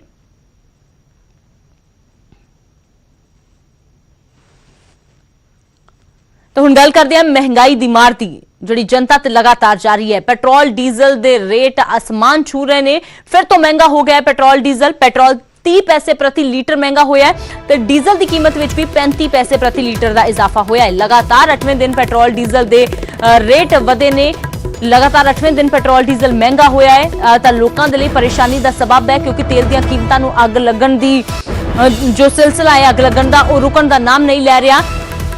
लगातार जो तेल ते पेट्रोल ते डीजल दी कीमतां वध रही ने। एक बार तुहानूं दस दिंदे हां कि किस दिन कितना महंगा होया पेट्रोल ते डीजल। 16 फरवरी नूं 30 पैसे पेट्रोल दे विच वाधा होया, डीजल च 35 पैसे दा वाधा होया।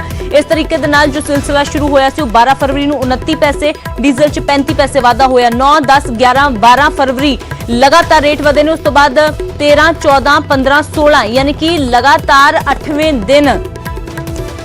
दिन यह वाधा होया है। पेट्रोल डीजल दी कीमतां दे विच 30 तो 35 पैसे का इजाफा हर रोज देखने को मिल रहा है।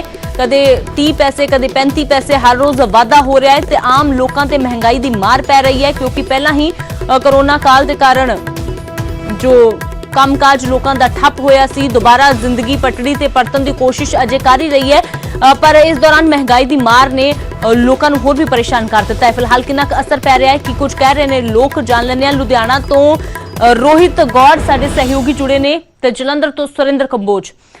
तो रोहित का रुख करते हैं। पहला रोहित, लगातार महंगाई की मार जारी है। फरवरी महीने दे विच ही गल कीती जावे तां 8वीं वार पेट्रोल डीजल दे रेट वधे ने। ਜੀ ਬਿਲਕੁਲ ਅੰਮ੍ਰਿਤ, ਇਹ 'ਚ ਕੋਈ ਦੋ ਰਾਏ ਨਹੀਂ ਹੈ ਕਿ ਪਿਛਲੇ ਇੱਕ ਹਫ਼ਤੇ ਤੋਂ ਲਗਾਤਾਰ ਜਿਹੜੇ ਪੈਟਰੋਲ ਦੇ ਡੀਜ਼ਲ ਦੇ ਰੇਟ ਹੈ ਉਹ ਲਗਾਤਾਰ ਵੱਧ ਰਹੇ ਨੇ। ਆਮ ਲੋਕ ਇਸ ਤੋਂ ਸਭ ਤੋਂ ਜ਼ਿਆਦਾ ਪਰੇਸ਼ਾਨ ਹੋ ਰਿਹਾ ਕਿਉਂਕਿ ਆਮ ਲੋਕਾਂ ਉੱਤੇ ਸਭ ਤੋਂ ਪਹਿਲਾਂ ਕਰੋਨਾ ਦੀ ਮਾਰ ਪਈ ਹੈ ਤੇ ਉਸ ਤੋਂ ਬਾਅਦ ਕਿਸਾਨਾਂ ਦੇ ਚੱਲਦੇ ਪ੍ਰੋਟੈਸਟ ਦੀ ਮਾਰ ਪਈ ਹੈ। ਔਰ ਜਿਹੜੇ ਆਮ ਜਿਹੜੇ ਲੋਕ ਹੈਗੇ ਨੇ, ਜਿਨ੍ਹਾਂ ਛੋਟੀ ਮੋਟ ਜਿਹੜੇ ਆਪਣੇ ਕਾਰੋਬਾਰ ਨਾਲ ਜੁੜੇ ਹੋਏ ਨੇ, ਉਹਨਾਂ ਉੱਤੇ ਸਭ ਤੋਂ ਜ਼ਿਆਦਾ ਇੰਪੈਕਟ ਨਿਕਲ ਕੇ ਸਾਹਮਣੇ ਆ ਰਿਹਾ ਹੈ। ਕੋਈ ਕਿਸੇ ਦਾ ਵੀ ਕੰਮ ਨਹੀਂ ਚੱਲ ਰਿਹਾ। ਕਰੋਨਾ ਦੀ ਮਹਾਮਾਰੀ ਕਰਕੇ ਕਿਤੇ ਨਾ ਕਿਤੇ ਕੰਮ ਠੱਪ ਪਏ ਸੀਗੇ ਤੇ ਉਸ ਤੋਂ ਬਾਅਦ ਕਿਸਾਨਾਂ ਦਾ ਪ੍ਰੋਟੈਸਟ ਤੇ ਉਸ ਤੋਂ ਬਾਅਦ ਹੁਣ ਪੈਟਰੋਲ ਔਰ ਡੀਜ਼ਲ ਦੀ ਕੀਮਤਾਂ ਵਧੀਆ ਕੀਮਤਾਂ ਦੇ ਨਾਲ ਮੈਂ ਸਾਨੂੰ ਸਭ ਤੋਂ ਪਹਿਲਾਂ ਅੱਜ ਦੀ ਕੀਮਤ ਤੁਹਾਨੂੰ ਦਿਖਾ ਦਿੰਦਾ ਕਿ ਅੱਜ ਦੇ ਪੈਟਰੋਲ ਔਰ ਡੀਜ਼ਲ ਦੀ ਕੀਮਤ ਕੀ ਹੈਗੀ ਹੈ। ਪੈਟਰੋਲ ਦੀ ਕੀਮਤ ਜਿਹੜੀ ਹੈਗੀ ਆ ਉਹ ਅੱਜ ਦੀ 90 ਰੁਪਏ 81 ਪੈਸੇ ਲੁਧਿਆਣਾ ਸ਼ਹਿਰ ਦੇ ਵਿੱਚ ਹੈਗੀ ਹੈ। ਡੀਜ਼ਲ ਦਾ ਰੇਟ ਜਿਹੜਾ ਹੈਗਾ ਉਹ 81 ਰੁਪਏ 88 ਪੈਸੇ ਜਿਹੜਾ ਵਾ ਉਹ ਅੱਜ ਦਾ ਰੇਟ ਹੈਗਾ ਵਾ। ਤੇ ਤੁਸੀਂ ਇੱਥੋਂ ਅੰਦਾਜ਼ਾ ਲਗਾ ਸਕਦੇ ਹੋ ਕਿ ਕਿਸ ਕਦਰ ਲਗਾਤਾਰ ਪੈਟਰੋਲ ਔਰ ਡੀਜ਼ਲ ਦੀਆਂ ਵਧੀਆਂ ਕੀਮਤਾਂ ਲੋਕਾਂ ਨੂੰ ਪਰੇਸ਼ਾਨ ਕਰ ਰਹੀਆਂ ਵਾ, ਕਿਉਂਕਿ ਆਮ ਬਜਟ ਜਿਹੜਾ ਹੁੰਦਾ ਵਾ ਉਹ ਕਿਤੇ ਨਾ ਕਿਤੇ ਪੈਟਰੋਲ ਔਰ ਡੀਜ਼ਲ ਦੇ ਨਾਲ ਜੁੜਿਆ ਹੁੰਦਾ ਵਾ ਔਰ ਲੋਕ ਇਸ ਤੋਂ ਸਭ ਤੋਂ ਜ਼ਿਆਦਾ ਪਰੇਸ਼ਾਨ ਹੁੰਦੇ ਨੇ। ਲੋਕ ਕੀ ਸੋਚਦੇ ਨੇ ਕਿਸ ਤਰੀਕੇ ਨਾਲ, ਕਿਉਂਕਿ ਸਭ ਤੋਂ ਜ਼ਿਆਦਾ ਲੁਧਿਆਣਾ ਸ਼ਹਿਰ ਦੇ ਵਿੱਚ ਨੌਕਰੀ ਪੇਸ਼ਾ ਲੋਕ ਜਿਹੜੇ ਹੈਗੇ ਨੇ ਉਹ ਸਭ ਤੋਂ ਜ਼ਿਆਦਾ ਹੈਗੇ ਨੇ ਤੇ ਇਸ ਕਰਕੇ ਉਹਨਾਂ ਚੀਜ਼ਾਂ ਨੂੰ ਲੈ ਕੇ ਆਮ ਲੋਕਾਂ ਦਾ ਕੀ ਕਹਿਣਾ ਹੈ। ਸਰ, ਪੈਟਰੋਲ ਔਰ ਡੀਜ਼ਲ ਦੇ ਰੇਟ ਲਗਾਤਾਰ ਵੱਧ ਰਹੇ ਨੇ, ਇਹ ਨਾਲ ਤੁਹਾਡੀ ਨੌਕਰੀ ਉੱਤੇ ਜਾਂ ਤੁਹਾਡੇ ਬਜਟ ਦੇ ਉੱਤੇ ਕੁਝ ਫਰਕ ਪੈ ਰਿਹਾ ਵਾ? ਬਜਟ ਉੱਤੇ ਫਰਕ ਪੈ ਰਿਹਾ ਭਾਜੀ? ਹਾਂਜੀ ਹਾਂਜੀ ਭਾਈ, ਕਿੰਨਾ ਫਰਕ ਪੈ ਰਿਹਾ? ਰੋਜ਼ ਹੀ ਭਾਈ ਤਕਲੀਫ ਤਾਂ ਹੋ ਹੀ ਰਹੀ ਹੈ ਨਾ। ਬਿਲਕੁਲ, ਬਜਟ ਦੇ ਉੱਤੇ ਉਹਨਾਂ ਦਾ ਫਰਕ ਪੈ ਰਿਹਾ ਵਾ। ਨੌਕਰੀ ਪੇਸ਼ਾ ਲੋਕ ਸਭ ਤੋਂ ਜ਼ਿਆਦਾ ਇੱਥੇ ਹੈਗੇ ਕਿਉਂਕਿ ਲੁਧਿਆਣਾ ਸ਼ਹਿਰ ਇੱਕ ਇੰਡਸਟਰੀ ਦਾ ਗੜ੍ਹ ਹੈਗਾ ਵਾ ਤੇ ਉਹਦੇ ਕਰਕੇ ਨੌਕਰੀ ਪੇਸ਼ਾ ਲੋਕ ਸਭ ਤੋਂ ਜ਼ਿਆਦਾ। ਸਰ, ਪੈਟਰੋਲ ਔਰ ਡੀਜ਼ਲ ਦੇ ਰੇਟ ਪਿਛਲੇ ਇੱਕ ਹਫ਼ਤੇ ਤੋਂ ਲਗਾਤਾਰ ਵੱਧ ਰਹੇ ਨੇ, ਇਹ ਨਾਲ ਕਿੰਨਾ ਕੁ ਫਰਕ ਪੈ ਗਿਆ ਬਜਟ ਉੱਤੇ ਤੁਹਾਡੇ? ਬਜਟ ਤੇ ਬਹੁਤ ਫਰਕ ਪੈਂਦਾ ਪਿਆ ਜੀ। ਡੇ ਬਾਈ ਡੇ ਰੇਟ ਵਧੀ ਜਾਂਦੇ ਨੇ, ਸਾਨੂੰ ਪੂਰਾ ਨਹੀਂ ਹੁੰਦਾ। ਪੈਸੇ ਵੱਧ ਖਰਚਣੇ ਪੈਂਦੇ ਆ ਸਾਨੂੰ। ਸਰਕਾਰ ਨੂੰ ਕੀ ਕਹਿਣਾ ਚਾਹੁੰਦੇ? ਸਰਕਾਰ ਨੂੰ ਇਹੀ ਕਹਿਣਾ ਚਾਹੁੰਦੇ ਆ ਕਿ ਪਬਲਿਕ ਬਾਰੇ ਸੋਚਣਾ ਚਾਹੀਦਾ ਆ। ਪਬਲਿਕ ਔਖੀ ਹੈ, ਪਰੇਸ਼ਾਨ ਹੈ, ਕਾਰੋਬਾਰ ਹੈ ਨਹੀਂ ਗੇ, ਕੀ ਕਰ ਸਕਦੇ ਹਾਂ? ਬਿਲਕੁਲ, ਕਾਰੋਬਾਰ ਹੈ ਨਹੀਂ। ਪਹਿਲਾਂ ਕਰੋਨਾ ਦੀ ਮਾਰ, ਫਿਰ ਉਸ ਤੋਂ ਬਾਅਦ ਕਿਸਾਨਾਂ ਦੇ ਪ੍ਰੋਟੈਸਟ ਦੀ ਮਾਰ ਤੇ ਹੁਣ ਪੈਟਰੋਲ ਔਰ ਡੀਜ਼ਲ ਦੇ ਵੱਧਦੇ ਰੇਟਾਂ ਦੀ ਮਾਰ ਤੇ ਇਸ ਕਰਕੇ ਲੋਕ ਜ਼ਿਆਦਾ ਪਰੇਸ਼ਾਨ ਹੋ ਰਹੇ ਨੇ। ਸਰ, ਕਿੰਨਾ ਕੁ ਫਰਕ ਪੈ ਗਿਆ ਪੈਟਰੋਲ ਔਰ ਡੀਜ਼ਲ ਦੇ ਰੇਟ ਦੇ ਲਗਾਤਾਰ ਵੱਧ ਰਹੇ ਨੇ ਇੱਕ ਹਫ਼ਤੇ ਤੋਂ? ਸਰ ਬਹੁਤ ਫਰਕ ਪੈ ਰਿਹਾ ਜੀ। ਕਿਵੇਂ? ਬਹੁਤ ਮਹਿੰਗਾ ਹੀ ਹੋ ਰਿਹਾ। ਡੇਲੀ ਲੀਟਰ ਨਾਲ ਬਣਦਾ ਕੀ ਹੈ, ਲੀਟਰ ਨਾਲ ਚੱਲਦਾ ਕਿੰਨਾ ਕਿਤੇ। ਬਿਲਕੁਲ, ਲੋਕ ਪੈਟਰੋਲ ਪਵਾ ਰਹੇ ਨੇ, ਮਜਬੂਰੀ ਹੈ ਕਿਉਂਕਿ ਕੰਮ ਕਰਨਾ ਵਾ। ਕੰਮ ਕਰਨ ਵਾਸਤੇ ਵਹੀਕਲ ਚਾਹੀਦਾ ਔਰ ਵਹੀਕਲ ਦੇ ਉੱਤੇ ਹੀ ਕਿਤੇ ਨਾ ਕਿਤੇ ਆਵਾਜਾਈ ਸ਼ੁਰੂ ਹੁੰਦੀ ਹੈ। ਇਸ ਕਰਕੇ ਸਰ, ਕਿੰਨਾ ਕੁ ਫਰਕ ਪੈ ਗਿਆ ਪਿਛਲੇ ਇੱਕ ਹਫ਼ਤੇ ਤੋਂ ਲਗਾਤਾਰ ਪੈਟਰੋਲ ਔਰ ਡੀਜ਼ਲ ਦੇ ਰੇਟ ਵੱਧ ਰਹੇ ਨੇ? ਮੋਦੀ ਸਰਕਾਰ ਤਾਂ ਹਰ ਰੋਜ਼ ਹੀ ਵਧਾਈ ਜਾਂਦੀ ਹੈ ਰੇਟ। ਕੀ ਕਰੀਏ, ਕੰਮ ਤਾਂ ਕਰਨੇ ਆ। ਕੋਈ ਤਨਖਾਹਾਂ ਤਾਂ ਉੱਥੇ ਖੜੀਆਂ ਨੇ ਸਾਡੀਆਂ, ਕੰਮ ਤਾਂ ਪੈਸੇ ਤਾਂ ਉੱਥੇ ਖੜੇ ਆ। ਮਹਿੰਗਾਈ ਵਧੀ ਜਾ ਰਹੀ ਆ, ਬਹੁਤ ਜ਼ਿਆਦਾ ਵਜ਼ਨ ਪੈ ਰਿਹਾ ਇਸ ਚੀਜ਼ ਦਾ। ਬਿਲਕੁਲ, ਹਰ ਸ਼ਖਸ ਪਰੇਸ਼ਾਨ ਹੈ। ਹਰ ਸ਼ਖਸ ਇਸ ਚੀਜ਼ ਨੂੰ ਲੈ ਕੇ ਸਾਫ਼ ਤੌਰ ਤੇ ਕਹਿ ਰਿਹਾ ਹੈ ਕਿ ਕੇਂਦਰ ਸਰਕਾਰ ਨੂੰ ਇਸ ਚੀਜ਼ ਦੇ ਉੱਤੇ ਸੋਚਣ ਦੀ ਜ਼ਰੂਰਤ ਹੈਗੀ ਹੈ ਕਿਉਂਕਿ ਜਿਸ ਕਦਰ ਲਗਾਤਾਰ ਪੈਟਰੋਲ ਔਰ ਡੀਜ਼ਲ ਦੇ ਰੇਟ ਵੱਧ ਰਹੇ ਨੇ, ਇਹ ਤੋਂ ਸਿੱਧੀ ਮਾਰ ਆਮ ਪਬਲਿਕ ਉੱਤੇ ਪੈਂਦੀ ਹੈ। ਜਿਹੜਾ ਅਮੀਰ ਵਰਗ ਹੁੰਦਾ ਉਸ ਨੂੰ ਕੋਈ ਫਰਕ ਨਹੀਂ ਪੈਂਦਾ, ਜਿਹੜਾ ਗਰੀਬ ਹੁੰਦਾ ਉਸ ਨੂੰ ਵੀ ਕੋਈ ਫਰਕ ਨਹੀਂ ਪੈਂਦਾ, ਪਰ ਜਿਹੜਾ ਮਿਡਲ ਕਲਾਸ ਫੈਮਿਲੀ ਤੋਂ ਬਿਲੋਂਗ ਕਰਦਾ ਵਾ ਉਹ ਕਿਤੇ ਨਾ ਕਿਤੇ ਉਸ ਦੇ ਉੱਤੇ ਸਭ ਤੋਂ ਜ਼ਿਆਦਾ ਇੰਪੈਕਟ ਪੈਂਦਾ ਹੈ ਕਿਉਂਕਿ ਉਸ ਦੀ ਜਿਹੜੀ ਆਮਦਨ ਹੈਗੀ ਆ ਉਹ ਉੱਥੇ ਦੀ ਉੱਥੇ ਹੀ ਖੜੀ ਹੈ, ਪਰ ਖਰਚੇ ਲਗਾਤਾਰ ਵੱਧਦੇ ਜਾ ਰਹੇ ਨੇ। ਅੰਮ੍ਰਿਤ। ਬਿਲਕੁਲ ਰੋਹਿਤ, ਤਾਂ ਕੋਈ ਦੋ ਰਾਏ ਨਹੀਂ ਹੈ। ਜਿਵੇਂ ਲੋਕ ਦੱਸ ਰਹੇ ਨੇ ਕਿ ਆਮਦਨ ਉੱਥੇ ਖੜੀ ਹੈ ਪਰ ਮਹਿੰਗਾਈ ਲਗਾਤਾਰ ਵੱਧ ਰਹੀ ਹੈ। ਸੁਰਿੰਦਰ ਕੰਬੋਜ ਵੀ ਸਾਡੇ ਸਹਿਯੋਗੀ ਜੁੜੇ ਨੇ ਜਲੰਧਰ ਤੋਂ। ਤਾਂ ਸੁਰਿੰਦਰ, ਹਰ ਰੋਜ਼ ਦੀ ਜ਼ਿੰਦਗੀ ਦੇ ਵਿੱਚ ਕਹਿ ਸਕਦੇ ਹਾਂ ਕਿ ਪੈਟਰੋਲ ਡੀਜ਼ਲ ਇੱਕ ਅਹਿਮ ਭੂਮਿਕਾ ਨਿਭਾਉਂਦਾ ਹੈ। ਬਹੁਤ ਫਰਕ ਪੈਂਦਾ ਜਦੋਂ ਇਹ ਮਹਿੰਗਾ ਹੁੰਦਾ ਹੈ ਕਿਉਂਕਿ ਰੋਜ਼ ਹੀ ਲੋਕਾਂ ਨੇ ਆਣਾ ਜਾਣਾ ਹੁੰਦਾ ਹੈ ਕੰਮਾਂ ਕਾਰਾਂ ਤੇ, ਜ਼ਰੂਰੀ ਕੰਮਾਂ ਤੇ, ਤਾਂ ਰੋਜ਼ ਹੀ ਪੈਟਰੋਲ ਡੀਜ਼ਲ ਦੀ ਲੋੜ ਹੁੰਦੀ ਹੈ, ਪਰ ਲਗਾਤਾਰ ਵੱਧ ਰਹੇ ਰੇਟ ਪਰੇਸ਼ਾਨ ਜ਼ਰੂਰ ਕਰ ਰਹੇ ਨੇ। ਬਿਲਕੁਲ ਅਮਰਿਤ, ਜਿੱਦਾਂ ਕਿ ਲਗਾਤਾਰ ਪਿਛਲੇ ਹਫ਼ਤੇ ਤੋਂ ਪੈਟਰੋਲ ਤੇ ਡੀਜ਼ਲ ਦੇ ਰੇਟ ਜਿਹੜੇ ਹੈਗੇ ਲਗਾਤਾਰ ਵੱਧਦੇ ਰਹੇ ਨੇ। ਅੱਜ ਦੀ ਗੱਲ ਕਰੀਏ, ਅੱਜ ਵੀ 29 ਪੈਸੇ ਦੇ ਕਰੀਬ ਜਿਹੜਾ ਪੈਟਰੋਲ ਹੈਗਾ ਉਹ ਵਧਿਆ ਹੈਗਾ। ਔਰ ਪਹਿਲਾਂ ਤਾਂ ਮੈਂ ਤਸਵੀਰਾਂ ਦਿਖਾ ਦਵਾਂ ਜਿਹੜੀਆਂ ਅੱਜ ਦੇ ਰੇਟ ਜਿਹੜੇ ਹੈਗੇ ਆ। ਜਿਹੜਾ ਸੀਸਾ ਰਹਿਤ ਤੇਲ ਹੈਗਾ ਆ ਉਹ ਇਸ ਵੇਲੇ 93 ਰੁਪਏ 84 ਪੈਸੇ ਹੋ ਚੁੱਕਾ, ਜਿਹੜਾ ਸੀਸਾ ਰਹਿਤ ਤੇਲ ਹੈਗਾ। ਤੇ ਜੇ ਦੂਸਰੇ ਤੇਲ ਦੀ ਗੱਲ ਕਰੀਏ, ਜਿਹੜਾ ਪੈਟਰੋਲ ਆਮ ਲੋਕ ਜਿਹੜੇ ਪਵਾਉਂਦੇ ਹੈਗੇ ਨੇ ਉਹ 90 ਰੁਪਏ 28 ਪੈਸੇ ਹੈਗਾ। ਤੇ ਜਿਹੜਾ ਡੀਜ਼ਲ ਹੈਗਾ, ਡੀਜ਼ਲ ਇਸ ਵੇਲੇ 81 ਰੁਪਏ 40 ਪੈਸੇ ਹੋ ਚੁੱਕਾ। ਔਰ ਨਾਲ ਦੀ ਨਾਲ ਦੂਸਰੇ ਪਾਸੇ ਰਸੋਈ ਦੀ ਗੱਲ ਕਰੀਏ, ਜਿੱਥੇ ਜਿਹੜੀਆਂ ਮਹਿਲਾਵਾਂ ਦੇ ਨਾਲ ਜੁੜੀ ਹੋਈ ਹੈਗੀ चीज हैगी आ कमर्शियल सिलेंडर जिहड़ा सीगा वो भी पिछले दिन ही 100 रुपये ਵਧਾ ਦਿੱਤਾ ਗਿਆ ਸੀ ਸਰਕਾਰ ਵੱਲੋਂ ਤੇ ਅੱਜ ਦੀ ਕੱਲ ਦੀ ਗੱਲ ਕਰੀਏ ਕੱਲ ਜਿਹੜਾ ਘਰ ਰਸੋਈ ਦੇ ਵਿੱਚ ਜਿਹੜਾ ਸਿਲੰਡਰ ਵਰਤਿਆ ਜਾਂਦਾ ਉਹ ਵੀ 50 ਰੁਪਏ ਰੇਟ ਜਿਹੜਾ ਹੈਗਾ ਉਹਦਾ ਵੀ ਵਧਾ ਦਿੱਤਾ ਗਿਆ ਹੈ। ਇਹਦਾ ਸਾਫ਼-ਸਾਫ਼ ਅਸਰ ਜਿਹੜਾ ਹੈਗਾ ਰਸੋਈ ਤੇ ਪੈਂਦਾ ਔਰ ਰਸੋਈ ਖਾਸ ਕਰਕੇ ਘਰ ਦੇ ਵਿੱਚ ਇੱਕ ਬਹੁਤ ਅਹਿਮ ਭੂਮਿਕਾ ਨਿਭਾਉਂਦੀ ਹੈ। ਸਰ ਇੱਕ ਗੱਲ ਕਰਦੇ ਜਿਹੜੇ ਪੈਟਰੋਲ ਤੇ ਡੀਜ਼ਲ ਦੇ ਲਗਾਤਾਰ ਤੇਲ ਵਧ ਰਹੇ ਨੇ ਕੀ ਕਹਿਣਾ ਚਾਹੁੰਦੇ ਹੋ ਤੁਸੀਂ? ਸਰ ਇਹ ਦੁਨੀਆ ਦੇ ਨਾਲ ਹੀ ਹੈ, ਕਿਤੇ ਨਾ ਕਿਤੇ ਫਰਕ ਤਾਂ ਪੈ ਰਿਹਾ ਨਾ ਪਏਗਾ ਜੀ। ਕੀ ਕਹਿਣਾ ਚਾਹੁੰਦੇ ਹੋ? ਇਹਦੇ ਤੇ ਸਰਕਾਰ ਨੂੰ ਸੋਚਣਾ ਚਾਹੀਦਾ ਹੈ, ਕੇਂਦਰ ਨੂੰ ਵੀ ਤੇ ਪੰਜਾਬ ਸਰਕਾਰ ਨੂੰ ਵੀ। ਪੰਜਾਬ ਸਰਕਾਰ ਨੇ ਜਦੋਂ ਪਿਛਲੇ ਦਿਨ ਹੀ ਵਧ ਰਿਹਾ ਸੀ ਤੇਲ ਉਦੋਂ 5 ਰੁਪਏ ਘਟਾਏ ਵੀ ਸੀਗੇ ਪਰ ਕੇਂਦਰ ਸਰਕਾਰ ਪੰਜਾਬ ਜੇ ਬਾਕੀ ਨਾਲੋਂ ਟੈਕਸ ਤਾਂ ਪੰਜਾਬ ਦਾ ਆਪਣਾ ਲੈ ਰਿਹਾ ਨਾ ਸੈਂਟਰ ਤੋਂ, ਉੱਥੇ ਵੀ ਇਹਨਾਂ ਨੂੰ ਆਪਣੇ ਦੇ ਵੀ ਟੈਕਸ ਘਟਾਉਣੇ ਚਾਹੀਦੇ ਆ। ਇੱਕ ਤਾਂ ਜਿਹੜੇ ਐਮਐਲਏ ਦੀ ਤਨਖਾਹਾਂ ਬੰਦ ਕਰਨੀਆਂ ਚਾਹੀਦੀਆਂ, ਉਹ ਬੋਝ ਵੀ ਸਾਡੇ ਤੇ ਪੈਟਰੋਲ ਤੇ ਵੀ ਪੈਣਾ, ਦੁਨੀਆ ਤੇ ਵੀ ਪੈ ਰਿਹਾ। ਹੋਰ ਵੀ ਗੱਲ ਕਰਨ ਦੀ ਕੋਸ਼ਿਸ਼ ਕਰਦੇ ਜਿਹੜੇ ਲੋਕ ਇੱਥੋਂ ਤੇਲ ਪਵਾਉਣ ਆਏ ਹੈਗੇ ਨੇ ਉਹਨਾਂ ਨਾਲ ਵੀ ਗੱਲ ਕਰਦੇ ਆ। ਸਰ ਤੇਲ ਪੈਟਰੋਲ ਡੀਜ਼ਲ ਦੀਆਂ ਕੀਮਤਾਂ ਜਿਹੜੀਆਂ ਲਗਾਤਾਰ ਵਧ ਰਹੀਆਂ ਕੀ ਕਹਿਣਾ ਚਾਹੁੰਦੇ ਭਾਜੀ? ਪੈਟਰੋਲ ਡੀਜ਼ਲ ਦੀਆਂ ਤੇਲ ਦੀਆਂ ਕੀਮਤਾਂ ਜਿਹੜੀਆਂ ਲਗਾਤਾਰ ਵਧ ਰਹੀਆਂ ਕਿੰਨਾ ਕੁ ਫਰਕ ਪੈ ਰਿਹਾ ਬਜਟ ਨੂੰ? ਫਰਕ ਤਾਂ ਪੈਂਦਾ ਹੀ ਆ ਜੀ, ਬਹੁਤ ਜ਼ਿਆਦਾ ਪੈ ਰਿਹਾ। ਤੁਸੀਂ ਦੋਜੀ ਦਾ ਕੰਮ ਕਰਦੇ ਹੋ, ਦੁੱਧ ਲੈ ਕੇ ਜਾਂਦੇ ਹੋ, ਇਹਦੇ ਨਾਲ ਦੁੱਧ ਦਾ ਰੇਟ ਵੀ ਕੱਲ ਨੂੰ ਵਧੇਗਾ ਹੋਰ? ਹਾਂਜੀ ਉਹਨਾਂ ਫਰਕ ਪੈਂਦਾ, ਖਰਚੇ ਤੇ ਫਰਕ ਪੈਂਦਾ ਜੀ। ਜਿੱਥੇ ਅੱਗੇ 500 20 ਚ 6 ਲੀਟਰ ਆ ਜਾਂਦਾ ਜੀ, ਹੁਣ 500 ਚ 6 ਲੀਟਰ ਵੀ ਨਹੀਂ ਆਉਂਦਾ। ਉਹਦੇ ਨਾਲ ਆਵਾਜਾਈ ਤੇ ਫਰਕ ਪੈਂਦਾ। ਤੁਸੀਂ ਦੁੱਧ ਦਾ ਕੰਮ ਕਰਦੇ ਹੋ, ਦੁੱਧ ਘਰ ਘਰ ਦੇਣ ਜਾਂਦੇ ਹੋ ਤੇ ਉਹਦੇ ਨਾਲ ਦੁੱਧ ਵੀ ਮਹਿੰਗਾ ਹੋਏਗਾ। ਫਰਕ ਤਾਂ ਪਏਗਾ, ਖਰਚਾ ਵੱਧ ਜਾਂਦਾ। ਅੱਗੇ ਜੋ ਟ੍ਰੇਨਾਂ ਚੱਲਦੀਆਂ ਸੀਗੀਆਂ ਹੁਣ ਉਹ ਵੀ ਨਹੀਂ ਚੱਲ ਰਹੀਆਂ, ਉਹਦੇ ਨਾਲ ਫਰਕ ਬਹੁਤ ਪੈ ਰਿਹਾ। ਹੁਣ ਡੇਲੀ 25-30 ਕਿਲੋਮੀਟਰ ਤੋਂ ਆਉਣਾ ਜਾਣਾ ਸਾਡਾ, ਉਹਦੇ ਨਾਲ ਫਿਰ ਖਰਚਾ ਵੱਧ ਰਿਹਾ ਜ਼ਿਆਦਾ। ਉਹਦੇ ਨਾਲ ਮਹਿੰਗਾਈ ਤਾਂ ਹੋਰ ਵਧੇਗੀ, ਨਾਰਮਲੀ ਵਧੇਗੀ ਹਰ ਚੀਜ਼ ਤੇ। ਬਿਲਕੁਲ ਅਮਰਿਤ, ਜਿੱਦਾਂ ਕਿ ਇਹ ਵੀਰ ਦੁੱਧ ਦਾ ਕੰਮ ਕਰਦੇ ਨੇ ਔਰ ਬੇਸਿਕਲੀ ਜਿਹੜਾ ਇਹਨਾਂ ਦਾ ਕੰਮ ਹੈਗਾ ਮੋਟਰਸਾਈਕਲ ਦੇ ਘਰ ਘਰ ਜਾ ਕੇ ਦੁੱਧ ਪਾਉਣ ਦਾ ਹੈਗਾ ਆ ਔਰ ਇਹਦੇ ਨਾਲ ਦੁੱਧ ਦੀਆਂ ਕੀਮਤਾਂ ਵਿੱਚ ਵੀ ਇਜ਼ਾਫਾ ਹੋਏਗਾ। ਹੋਰ ਵੀ ਆਪਾਂ ਲੋਕਾਂ ਨਾਲ ਗੱਲ ਕਰਨ ਦੀ ਕੋਸ਼ਿਸ਼ ਕਰਦੇ ਵੀ ਕਿੰਨਾ ਕੁ ਫਰਕ ਉਹਨਾਂ ਨੂੰ ਪੈਂਦਾ ਹੈਗਾ। ਪੈਟਰੋਲ ਤੇ ਡੀਜ਼ਲ ਦੀਆਂ ਜਿਹੜੀਆਂ ਕੀਮਤਾਂ ਹੈਗੀਆਂ ਵੱਧ ਰਹੀਆਂ, ਮਹਿਲਾਵਾਂ ਇੱਥੇ ਹੈਗੀਆਂ, ਮਹਿਲਾਵਾਂ ਤੇਲ ਪਵਾਉਣ ਆਈਆਂ, ਉਹਨਾਂ ਨਾਲ ਵੀ ਗੱਲ ਕਰਦੇ ਆ। ਮੈਡਮ ਪੈਟਰੋਲ ਤੇ ਡੀਜ਼ਲ ਦੀਆਂ ਕੀਮਤਾਂ ਲਗਾਤਾਰ ਵੱਧ ਰਹੀਆਂ ਹੈਗੀਆਂ, 90 ਰੁਪਏ ਕੁਝ ਪੈਸੇ ਹੋ ਗਿਆ ਤੇਲ, ਕੀ ਕਹਿਣਾ ਚਾਹੁੰਦੇ ਹੋ? ਇਸ ਦੇ ਬਾਰੇ ਸਰ ਕੀ ਕਹਿ ਸਕਦੇ ਆ, ਸਰਕਾਰ ਨੂੰ ਚਾਹੀਦਾ ਥੋੜਾ ਸੋਚਣਾ ਹਰ ਬੰਦੇ ਵਾਸਤੇ, ਕਿਉਂਕਿ ਪਿਛਲੇ ਦਿਨ ਹੀ ਜਿਹੜਾ ਘਰ 'ਚ ਆਪਾਂ ਸਿਲੰਡਰ ਵਰਤਦੇ ਆ ਉਹ ਵੀ 50 ਰੁਪਏ ਰੇਟ ਵੱਧ ਗਿਆ, ਪੈਟਰੋਲ ਵੀ ਲਗਾਤਾਰ ਅਪ ਹੁੰਦਾ ਜਾ ਰਿਹਾ ਹੈਗਾ। ਸਰ ਉਹਦੇ ਲਈ ਸਰਕਾਰ ਮੈਂ ਇਹੀ ਕਹਾਂਗੀ ਕਿ ਸਰਕਾਰ ਨੂੰ ਸੋਚਣਾ ਚਾਹੀਦਾ, ਚਾਹੇ ਮੱਧਮ ਵਰਗ ਦਾ ਬੰਦਾ ਹੋਵੇ ਚਾਹੇ ਹਾਈ ਲੈਵਲ ਦਾ ਹੋਵੇ। ਕਿਉਂਕਿ ਕਰੋਨਾ ਕਾਲ ਸੀਗਾ, ਕਰੋਨਾ ਕਾਲ ਦੇ ਵਿੱਚ ਵੀ ਕੰਮ ਸਰ ਏਦਾਂ ਹੋਇਆ ਨਾ, ਕਈਆਂ ਦੀਆਂ ਨੌਕਰੀਆਂ ਛੁੱਟ ਗਈਆਂ, ਕਈਆਂ ਦੀ ਜਿਨ੍ਹਾਂ ਨੂੰ ਤਨਖਾਹ ਮਿਲਦੀ ਵੀ ਸੀ ਉਹਨਾਂ ਵੀ ਘਟ ਗਈ। ਤੇ ਸਰਕਾਰ ਇਸ ਬਾਰੇ ਕੁਝ ਕਰ ਨਹੀਂ ਰਹੀ, ਲੇਕਿਨ ਕਰਨਾ ਚਾਹੀਦਾ ਯੂਥ ਵਾਸਤੇ। ਕਮ ਸੇ ਕਮ ਯੂਥ ਵਾਸਤੇ ਸੋਚੇ ਕਿ ਨਵੀਂ ਜਨਰੇਸ਼ਨ ਨੂੰ ਅਗਰ ਨੌਕਰੀ ਨਹੀਂ ਮਿਲੇਗੀ, ਖਾਣ ਪੀਣ ਨੂੰ ਨਹੀਂ ਹੋਏਗਾ, ਚੰਗਾ ਰਹਿਣ ਸਹਿਣ ਨਹੀਂ ਹੋਏਗਾ ਤਾਂ ਨੈਚੁਰਲੀ ਉਹ ਮਿਲੀਟੈਂਟ ਬਣਨਗੇ, ਕੁਛ ਨਾ ਕੁਛ ਤੇ ਗਲਤ ਕੰਮ ਕਰਨਗੇ। ਇਸ ਕਰਕੇ ਸਰਕਾਰ ਨੂੰ ਕੁਛ ਨਾ ਕੁਛ ਸੋਚਣਾ ਚਾਹੀਦਾ ਜੋ ਕਿ ਉਹ ਨਹੀਂ ਕਰ ਰਹੀ ਅਜੇ ਤੱਕ। ਬਿਲਕੁਲ ਅਮਰਿਤ, ਜਿੱਦਾਂ ਕਿ ਇਹ ਯੁਵਾ ਹੈਗੇ ਆ, ਇਹਨਾਂ ਦਾ ਕਹਿਣਾ ਵੀ ਸਰਕਾਰ ਨੂੰ ਕਮ ਸੇ ਕਮ ਸੋਚਣਾ ਚਾਹੀਦਾ ਜਿਹੜਾ ਯੂਥ ਵਰਗ ਹੈਗਾ ਉਹਦੇ ਬਾਰੇ ਦੇ ਵਿੱਚ, ਤਾਂ ਕਿ ਉਹਨਾਂ ਨੂੰ ਅੱਛੀਆਂ ਨੌਕਰੀਆਂ, ਅੱਛਾ ਰਹਿਣ ਸਹਿਣ, ਅੱਛਾ ਪਹਿਨਣ ਨੂੰ ਮਿਲੇ। ਸੁਰਿੰਦਰ ਤਾਂ ਜ਼ਾਹਿਰ ਜੀ ਗੱਲ ਹੈ ਕਿ ਆਮਦਨੀ ਦੇ ਵਿੱਚ ਕੋਈ ਵਾਧਾ ਨਹੀਂ ਹੋ ਰਿਹਾ ਪਰ ਮਹਿੰਗਾਈ ਦੇ ਵਿੱਚ ਲਗਾਤਾਰ ਵਾਧਾ ਹੋ ਰਿਹਾ ਹੈ ਤੇ ਆਮ ਲੋਕਾਂ ਦੇ ਉੱਪਰ ਇਸ ਦੀ ਮਾਰ ਜ਼ਰੂਰ ਪੈ ਰਹੀ ਹੈ। ਸ਼ੁਕਰੀਆ ਫਿਲਹਾਲ ਇਹ ਤਸਵੀਰਾਂ ਦਰਸ਼ਕਾਂ ਦੇ ਨਾਲ ਸਾਂਝੀਆਂ ਕਰਨ ਦੇ ਲਈ ਤੇ ਇਸ तमाम ਜਾਣਕਾਰੀ ਦੇ ਲਈ। ਲੁਧਿਆਣਾ ਤੋਂ ਰੋਹਿਤ ਗੌਰ ਸਾਡੇ ਸਹਿਯੋਗੀ ਜੁੜੇ। ਰੋਹਿਤ, ਤੁਹਾਡਾ ਵੀ ਸ਼ੁਕਰੀਆ। ਤਾਂ ਫਿਲਹਾਲ ਲਗਾਤਾਰ ਮਹਿੰਗਾਈ ਵੱਧ ਰਹੀ ਹੈ, 8ਵੇਂ ਦਿਨ ਪੈਟਰੋਲ ਡੀਜ਼ਲ ਦੇ ਰੇਟ ਵਧੇ ਨੇ, ਲੋਕ ਪਰੇਸ਼ਾਨ ਨੇ। ਇਹੀ ਮੰਗ ਕਰ ਰਹੇ ਨੇ ਕਿ ਸਰਕਾਰ ਧਿਆਨ ਦੇਵੇ, ਖਾਸ ਤੌਰ ਤੇ ਨੌਜਵਾਨਾਂ ਵੱਲ ਧਿਆਨ ਦੇਵੇ ਕਿਉਂਕਿ ਨੌਕਰੀ ਨਹੀਂ ਹੈ, ਮਹਿੰਗਾਈ ਜ਼ਿਆਦਾ ਹੋ ਰਹੀ ਹੈ, ਕਿਤੇ ਨੌਜਵਾਨ ਇਸੇ ਪਰੇਸ਼ਾਨੀਆਂ ਤੋਂ ਤੰਗ ਆ ਕੇ ਕੁਰਾਹੇ ਨਾ ਪੈ ਜਾਣ।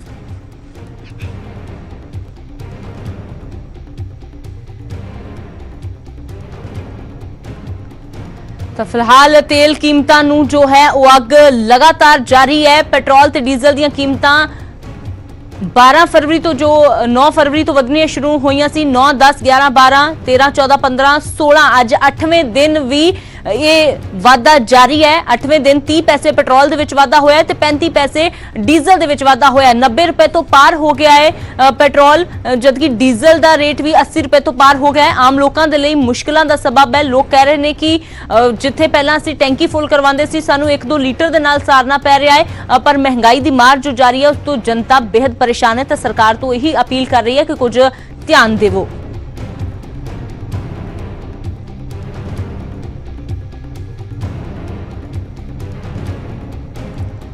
ਤਾਂ ਪੈਟਰੋਲ ਡੀਜ਼ਲ ਦੀਆਂ ਕੀਮਤਾਂ ਦੇ ਵਿੱਚ ਜੋ ਵਾਧਾ ਹੋਣ ਦਾ ਸਿਲਸਿਲਾ 9 ਫਰਵਰੀ ਤੋਂ ਸ਼ੁਰੂ ਹੋਇਆ ਸੀ ਉਹ 16 ਫਰਵਰੀ ਤੱਕ ਲਗਾਤਾਰ हर रोज जारी है। कदों इस ते ब्रेक लगेगी, कदों लोकां नूं राहत मिलेगी, एक वड्डा सवाल है। ਤੇ ਅਗਲੀ ਵੱਡੀ ਖਬਰ ਦਾ ਰੁਖ ਕਰਦੇ ਹਾਂ, ਗੱਲ ਕਰਦੇ ਹਾਂ ਪੱਟੀ ਝੜਪ ਮਾਮਲੇ ਦੀ, ਜਿਸ ਦੇ ਵਿੱਚ FIR ਦਰਜ ਹੋ ਗਈ ਹੈ। ਬਦਮਾਸ਼ ਲਖਬੀਰ ਕਾਲਾ ਕੀਰਤੋਵਾਲ ਨਾਮਜ਼ਦ ਹੈ। ਕਤਲ ਦੀ ਕੋਸ਼ਿਸ਼ ਅਤੇ ਆਰਮਜ਼ ਐਕਟ ਤਹਿਤ ਮਾਮਲਾ ਦਰਜ ਕਰ ਲਿਆ ਗਿਆ ਹੈ। ਦਰਅਸਲ ਵਾਰਡ ਨੰਬਰ 7 ਵਿੱਚ ਆਮ ਆਦਮੀ ਪਾਰਟੀ ਦੇ ਵਰਕਰ ਤੇ ਗੋਲੀ ਚਲਾਈ ਗਈ ਸੀ।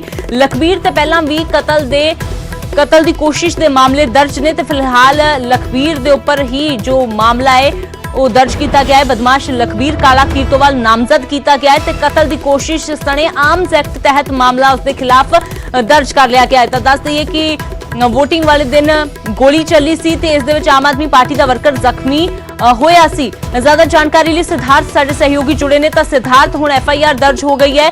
ਪਹਿਲਾਂ ਪੁਲਿਸ ਕਹਿ ਰਹੀ ਸੀ ਕਿ ਗੋਲੀ ਕੋਈ ਚੱਲੀ ਹੀ ਨਹੀਂ ਹੈ। जी बिल्कुल, जो गल करिए तो पहला पुलिस के कई जड़े कह सकते हैं कि रूप जड़े देखने को मिले। पहला पुलिस वालों कहा गया कि गोली तक कितने चली नहीं है। जिस दिन वोटा वाला दिन सी, जो गल करिए तो जिस दिन पोलिंग हो रही थी 14 तरीक को, उस दिन भी जो इतने झड़प होंगी है तो वार्ड नंबर 7 में DSP का जो पक्ष जाना जाता है तो उन्होंने वालों यही कहा गया कि इतने गोली बिल्कुल भी नहीं चली।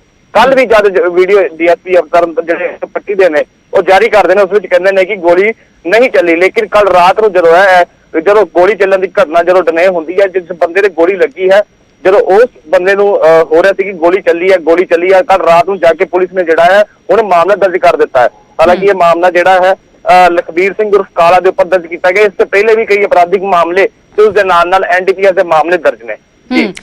ਤਾਂ ਕੀ ਕਿਸੇ ਪਾਰਟੀ ਦੇ ਨਾਲ ਸਿਧਾਰਥ ਸੰਬੰਧ ਰੱਖਦਾ ਹੈ ਲਖਬੀਰ, ਜਾਂ ਫਿਰ ਹੋਰ ਵੀ ਕਿਹੜੇ ਲੋਕ ਨੇ, ਕੋਈ ਹੋਰ ਵੀ ਨਾਮਜ਼ਦ ਕੀਤਾ ਗਿਆ ਹੈ, ਜਾਂ ਫਿਰ ਸਿਰਫ ਲਖਬੀਰ ਤੇ ਇਕੱਲੇ ਤੇ ਮਾਮਲਾ ਦਰਜ ਕਰਕੇ ਪੁਲਿਸ ਨੇ ਮਾਮਲਾ ਖਤਮ ਕਰ ਦਿੱਤਾ ਹੈ?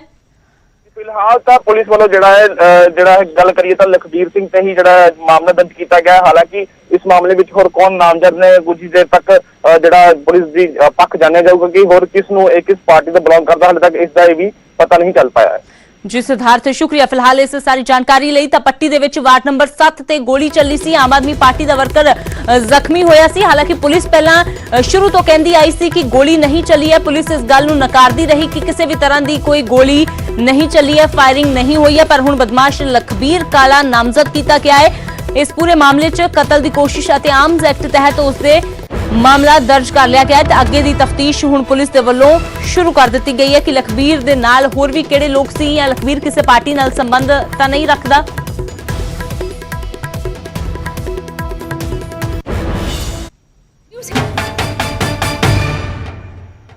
ਤੇ ਹੁਣ ਰੋਹਤਕ ਕਤਲकांड ਦੇ ਨਾਲ ਜੁੜੀ ਵੱਡੀ ਖਬਰ ਦਾ ਰੁਖ ਕਰਦੇ ਹਾਂ। ਫਾਇਰਿੰਗ ਦੇ ਵਿੱਚ ਜ਼ਖਮੀ ਮਾਸੂਮ ਨੇ ਵੀ ਦਮ ਤੋੜ ਦਿੱਤਾ ਹੈ। ਜੀ ਹਾਂ, 3 ਸਾਲ ਦੇ ਬੱਚੇ ਨੂੰ ਗੋਲੀ ਲੱਗੀ ਸੀ ਤੇ ਉਸ ਤੋਂ ਬਾਅਦ ਜ਼ਿੰਦਗੀ ਤੇ ਮੌਤ ਦੀ ਲੜਾਈ ਲੜਦਾ ਰਿਹਾ 3 ਦਿਨ ਤੱਕ। ਪਰ ਅਫਸੋਸ ਕਿ 3 ਦਿਨ ਬਾਅਦ ਇਸ ਮਾਸੂਮ ਦੀ ਜਾਨ ਚਲੀ ਗਈ ਹੈ। ਕਾਲਜ ਦੇ ਅੰਦਰ ਇੱਕ ਸ਼ਖਸ ਨੇ ਗੋਲੀਆਂ ਚਲਾਈਆਂ ਸੀ। ਵਾਰਦਾਤ ਵਿੱਚ 5 ਲੋਕਾਂ ਦੀ ਮੌਤ ਹੋ ਗਈ ਸੀ। ਜਾਟ ਕਾਲਜ ਦੇ ਵਿੱਚ ਅਖਾੜੇ ਦੇ ਵਿੱਚ ਗੋਲੀ ਚੱਲੀ ਸੀ ਤੇ ਬੱਚੇ ਦੀ ਵੀ ਹੁਣ ਮੌਤ ਹੋ ਗਈ ਹੈ। ਹਾਲਾਂਕਿ ਅਜੇ ਵੀ ਇੱਕ ਜ਼ਖਮੀ ਦਾ ਇਲਾਜ ਚੱਲ ਰਿਹਾ ਹੈ। ਮਾਮਲਾ ਪੂਰਾ ਆਪਸੀ ਰੰਜਿਸ਼ ਦਾ ਦੱਸਿਆ ਜਾ ਰਿਹਾ ਹੈ। 5 ਲੋਕਾਂ ਦੀ ਮੌਤ ਹੋਈ ਸੀ, 2 ਕੋਚ ਅਤੇ 3 ਪਹਿਲਵਾਨ ਦੱਸੇ ਜਾ ਰਹੇ ਸੀ ਜਿਨ੍ਹਾਂ ਦੀ ਮੌਤ ਹੋਈ ਸੀ ਤੇ ਨਾਲ ਹੀ ਇੱਕ ਮਾਸੂਮ ਬੱਚੇ ਸਣੇ 2 ਲੋਕ ਜ਼ਖਮੀ ਹੋਏ ਸੀ। ਪਰ 3 ਦਿਨ ਤੱਕ ਜ਼ਿੰਦਗੀ ਤੇ ਮੌਤ ਦੀ ਲੜਾਈ ਜੋ ਲੜਦਾ ਰਿਹਾ ਉਹ ਮਾਸੂਮ ਅੱਜ ਦਮ ਤੋੜ ਗਿਆ ਹੈ ਤੇ ਦੂਜੇ ਪਾਸੇ ਇੱਕ ਜ਼ਖਮੀ ਦਾ ਜੋ ਇਲਾਜ ਹੈ ਉਹ ਅਜੇ ਵੀ ਜਾਰੀ ਹੈ। ਤਾਂ ਆਪਸੀ ਰੰਜਿਸ਼ ਨੂੰ ਲੈ ਕੇ ਹੀ ਅਖਾੜੇ ਦਾ ਹੀ ਇੱਕ ਪਹਿਲਵਾਨ ਦੱਸਿਆ ਜਾ ਰਿਹਾ ਹੈ, ਉਸ ਦੇ ਵੱਲੋਂ ਹੀ ਇਸ ਪੂਰੀ ਵਾਰਦਾਤ ਨੂੰ ਅੰਜਾਮ ਦਿੱਤਾ ਗਿਆ। ਸੁਖਵਿੰਦਰ ਸਿੰਘ ਦੇ ਵੱਲੋਂ 5 ਲੋਕਾਂ ਨੂੰ ਮੌਤ ਦੇ ਘਾਟ ਉਤਾਰ ਦਿੱਤਾ ਗਿਆ, ਜਦਕਿ ਮਾਸੂਮ ਵੀ ਉਸ ਫਾਇਰਿੰਗ ਦੇ ਵਿੱਚ ਜ਼ਖਮੀ ਹੋਇਆ ਸੀ ਪਰ ਹੁਣ ਉਸ ਦੀ ਜਾਨ ਚਲੀ ਗਈ ਹੈ। ਤਾਂ ਰੋਹਤਕ ਕਤਲकांड ਦੇ ਨਾਲ ਜੁੜੀ ਇਹ ਵੱਡੀ ਖਬਰ।